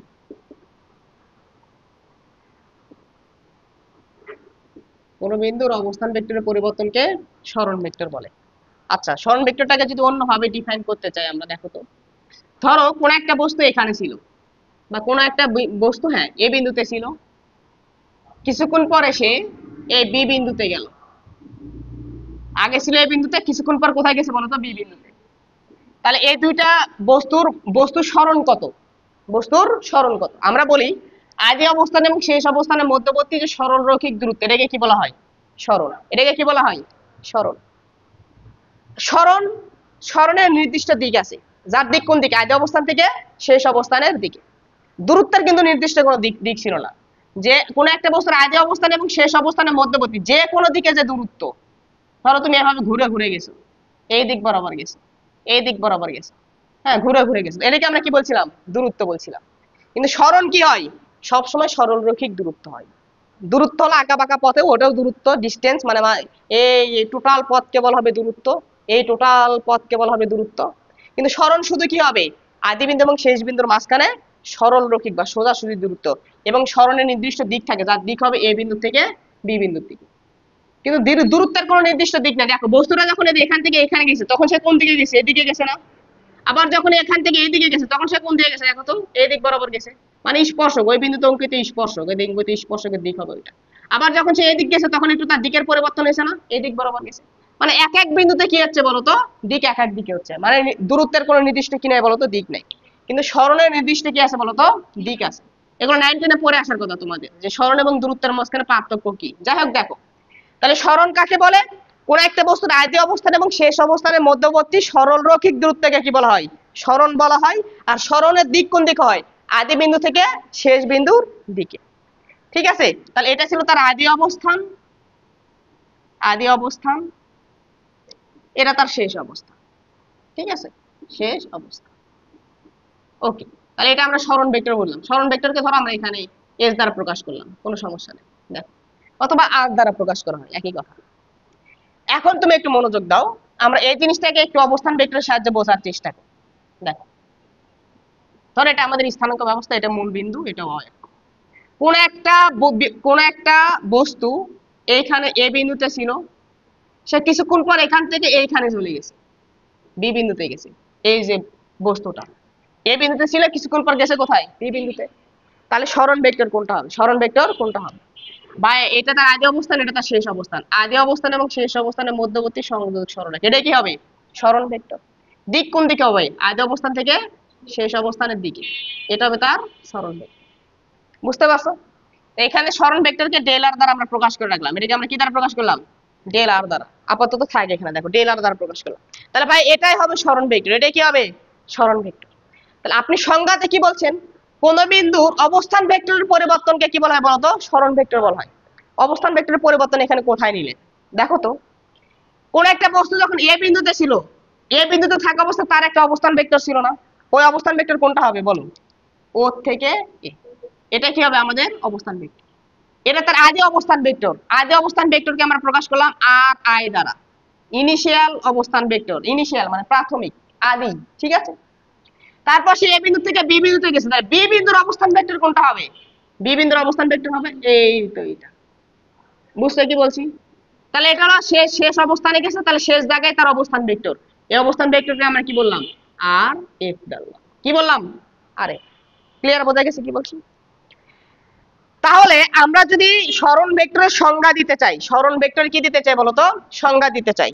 তাহলে নিচে একটু মিশাই দেখো, সরণ ভেক্টর আমরা কাকে বলবো? সংজ্ঞা অনুযায়ী যদি সরণ ভেক্টর বের করতে চাই, তাহলে কি আসবে? তাহলে অতএব সরণ ভেক্টর ইকুয়াল কি হবে? অবস্থান ভেক্টরের পরিবর্তন। অবস্থান ভেক্টরের পরিবর্তন, এটাকে আমরা কি বলেছি? সরণ ভেক্টর। তাহলে অবস্থান ভেক্টরের পরিবর্তন মানে কি ভাইয়া? পরিবর্তন মানে কি? শেষ মাইনাস আদি, তাই না? তাহলে শেষ অবস্থান ভেক্টর মাইনাস কি? আদি অবস্থান ভেক্টর। তাহলে শেষ অবস্থান ভেক্টর কত হবে? আর এফ মাইনাস কি আসবে বলতো? আর আই। আর সরণ ভেক্টরকে আমরা কি দ্বারা প্রকাশ করলাম? ডেল আর দ্বারা। তাহলে ডেল আর সমান কত আসবে বলতো? আর এফ মাইনাস আর আই। এটা হবে আমাদের সরণ ভেক্টর। এখন এটাই যে সরণ ভেক্টর হয়, আর এফ মাইনাস আর আই যে সরণ ভেক্টর হয়, এটা তোমরা আগামী লেকচারে বুঝতে পারবা। এই মনোযোগ দাও, আগামী লেকচারে বুঝতে পারবা যে এটা ডেল আর সমান কত, আর এফ মাইনাস আর আই আসলে এটা আপনি কই থেকে দেখাইলেন। এটা কিন্তু আমি একবারে সরাসরি লিখে দিচ্ছি, কিন্তু এটা আমরা নিয়ে আসতাম ভেক্টর যোগের ত্রিভুজ সূত্র থেকে। বুঝতে পারছো? আগামীকাল পড়বো আমরা, তখনই তোমরা এটা বুঝতে পারবা। এরকম ছিল ভেক্টর যোগের ত্রিভুজ সূত্র। ত্রিভুজের তিন বাহুর দুইটা বাহু বরাবর যদি একই ক্রমে দুইটা ভেক্টর নির্দেশ করে, একই ক্রমে যদি দুইটা ভেক্টর নির্দেশ করে, তাহলে তৃতীয় বাহুটি বিপরীত ক্রমে এই দুইটা ভেক্টরের যোগফল নির্দেশ করবে। অর্থাৎ যে দুইটা একই ক্রমে থাকবে ওই দুইটা যোগ করে এটার সমান পাবা, যেটা বিপরীত ক্রমে থাকবে। এই দুটো একই ক্রমে আছে, দেখো একই ক্রমে আছে। এই তীর চিহ্নটা যদি এই দিকে থাকতো তাহলে এগুলো এটাও একই ক্রমে থাকতো, কিন্তু এই দুটো একই ক্রমে আছে, কিন্তু এটা কি আছে? তার বিপরীত ক্রমে আছে। তাহলে যে দুটো একই ক্রমে থাকবে ওই দুটো যোগ করবা, তাহলে আর আই প্লাস কি হবে? ডেল আর। কার সমান হবে? আর এফ এর সমান হবে। বুঝছো কি বলছি? এখান থেকে যদি ডেল আরটা বার করে দেখো তো কত আসবে? Del R is equal R F, এটাকে ওই পাশে পার করে দাও, মাইনাস কি আসে বলো তো? আর। এখান থেকে আমরা আসলে কি করছি বলতো? অবস্থান ভেক্টর সংজ্ঞা দিয়েছি। এটা তোমরা আগামীকাল খুব ভালোভাবে বুঝতে পারো ত্রিভুজ সূত্র যখন আমরা পড়বো। ক্লিয়ার? বোঝা গেছে কি বলছি? তাহলে সরণ ভেক্টর কাকে বলবো? অবস্থান ভেক্টরের পরিবর্তন, এটাকে আমরা কি বলবো? সরণ ভেক্টর। এবং অবস্থান ভেক্টরের পরিবর্তন, এটা আদি অবস্থান, এটা শেষ অবস্থান। এই অবস্থান ভেক্টরের পরিবর্তন অবশ্যই এটাই আসবে, ডেল আর এ চলে আসবে। বুঝতে পারছো? তাহলে আদি অবস্থান এবং শেষ অবস্থান মধ্যবর্তী সরণ যে দূরত্ব, এবং আদি অবস্থান শেষ অবস্থানের মধ্যবর্তী যে দূরত্বটা হয়, সেটাকে যদি আমরা এদিকে তীর চিহ্ন দিয়ে দেই, সেটাকে কি বলবো? আমরা সরণ ভেক্টর বলবো। ওকে ওকে, সবার কি ক্লিয়ার সরণ ভেক্টর সম্পর্কে? তাহলে সরণ ভেক্টরকে আমরা সাধারণত ডেল আর দ্বারা প্রকাশ করি। একে আমরা কি দ্বারা প্রকাশ করি? ডেল আর ভেক্টর, ডেল আর ভেক্টর। তাহলে সাইডে তোমরা লিখে নিতে পারো, একে ডেল আর ভেক্টর দ্বারা প্রকাশ করা হয়, লিখে রাখতে পারো, সমস্যা নেই। ওকে, তোলো।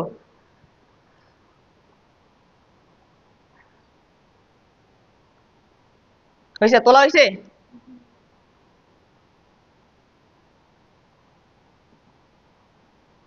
হুম, ওকে, মিশালাম তাহলে আমি। হ্যাঁ, 15 নাম্বার লেখো, 15 নাম্বার ভেক্টর বিপ্রতীপ ভেক্টর লেখো। বিপ্রতীপ ভেক্টর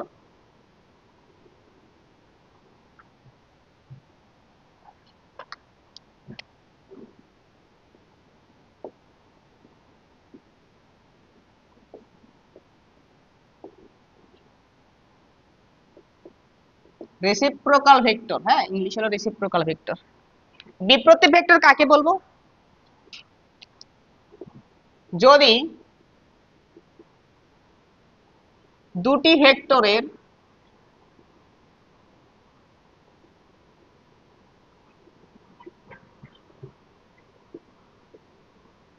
একটির মান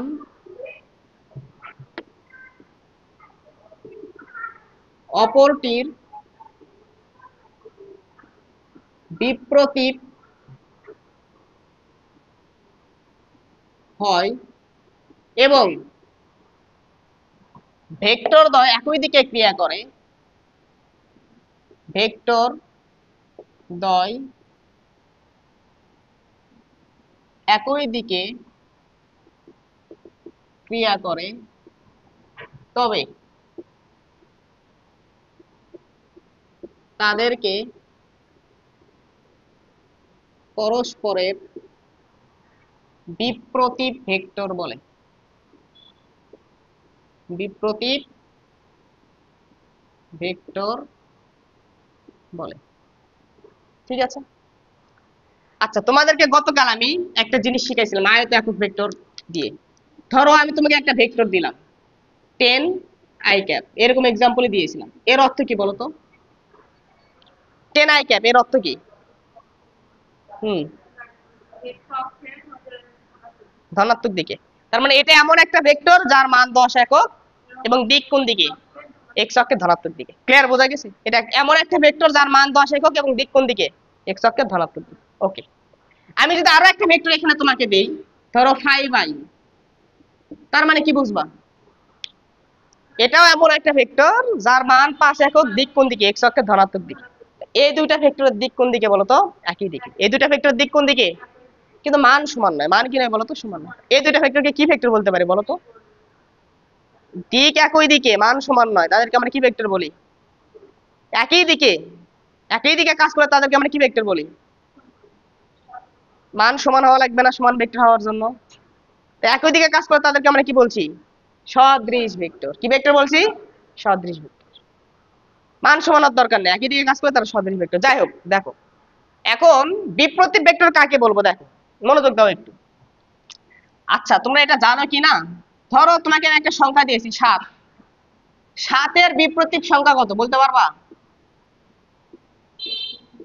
7-এর বিপ্রতীপ সংখ্যা 1/7। মানে সংখ্যাকে উল্টে দিলে কি চলে আসে বলতো, বিপ্রতীপ সংখ্যা চলে আসে। বুঝতে পারছো? আবার একইভাবে যদি বলি 1/7-এর বিপ্রতীপ সংখ্যা কত হবে, 7।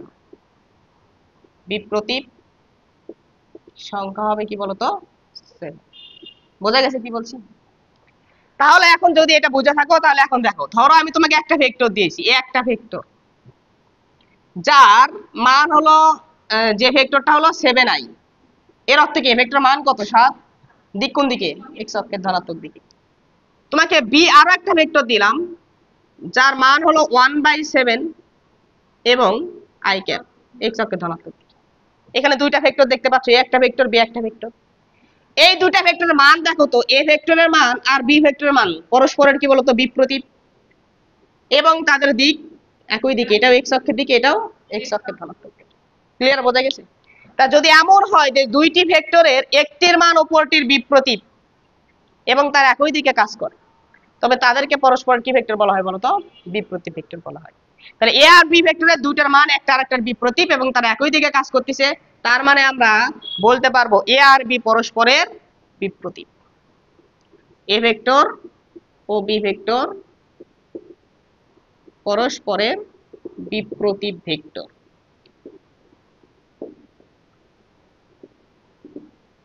বোঝা গেছে? কোনো সমস্যা আছে?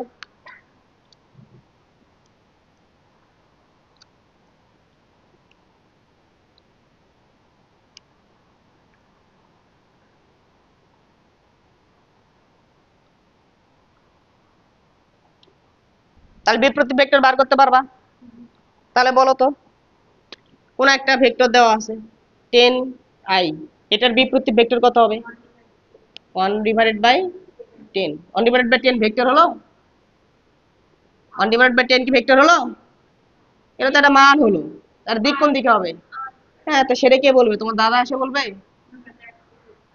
তাহলে 10i, এটার বিপরীত ভেক্টর কত, 1/10i। আর যদি বলি ধরো 1/15 জে, এটা একটা ভেক্টর, এটার বিপরীত ভেক্টর কত হবে, 15 জে ক্যাপ। ক্লিয়ার, বোঝা গেছে? ঠিক আছে। এখান থেকে এমসিকিউ আসে, নিচের কোনটি এর বিপরীত ভেক্টর, ঠিক আছে, অথবা বলে নিচের কোন দুটি পরস্পরের বিপরীত ভেক্টর। তা খেয়াল রাখতে হবে, মান সেম দিকে থাকতে হবে, কিন্তু দিক একটা, সরি, দিক সেম দিকে থাকতে হবে, মান একটা আরেকটার কি হতে হবে, বিপরীত হতে হবে। ঠিক আছে, ওকে।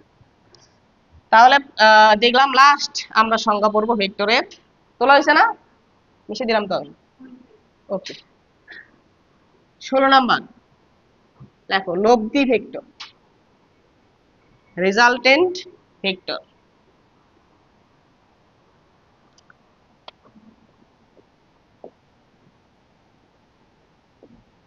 লব্ধি ভেক্টর, ঠিক আছে। লেখো, 2 বা ততোধিক, মানে 2 এর অধিক সমজাতীয়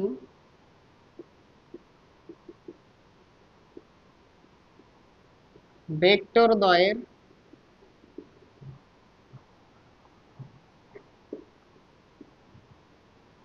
যোগফলকে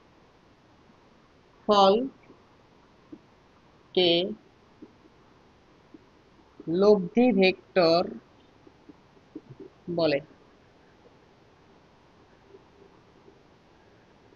লব্ধি ভেক্টর বলে। মানে ধরো আমি তোমাকে 3-4টা ভেক্টর দিয়ে দিছি, এ একটা ভেক্টর, বি আর একটা ভেক্টর, সি আর একটা ভেক্টর, বুঝতে পারছো? এগুলো যোগ করবা।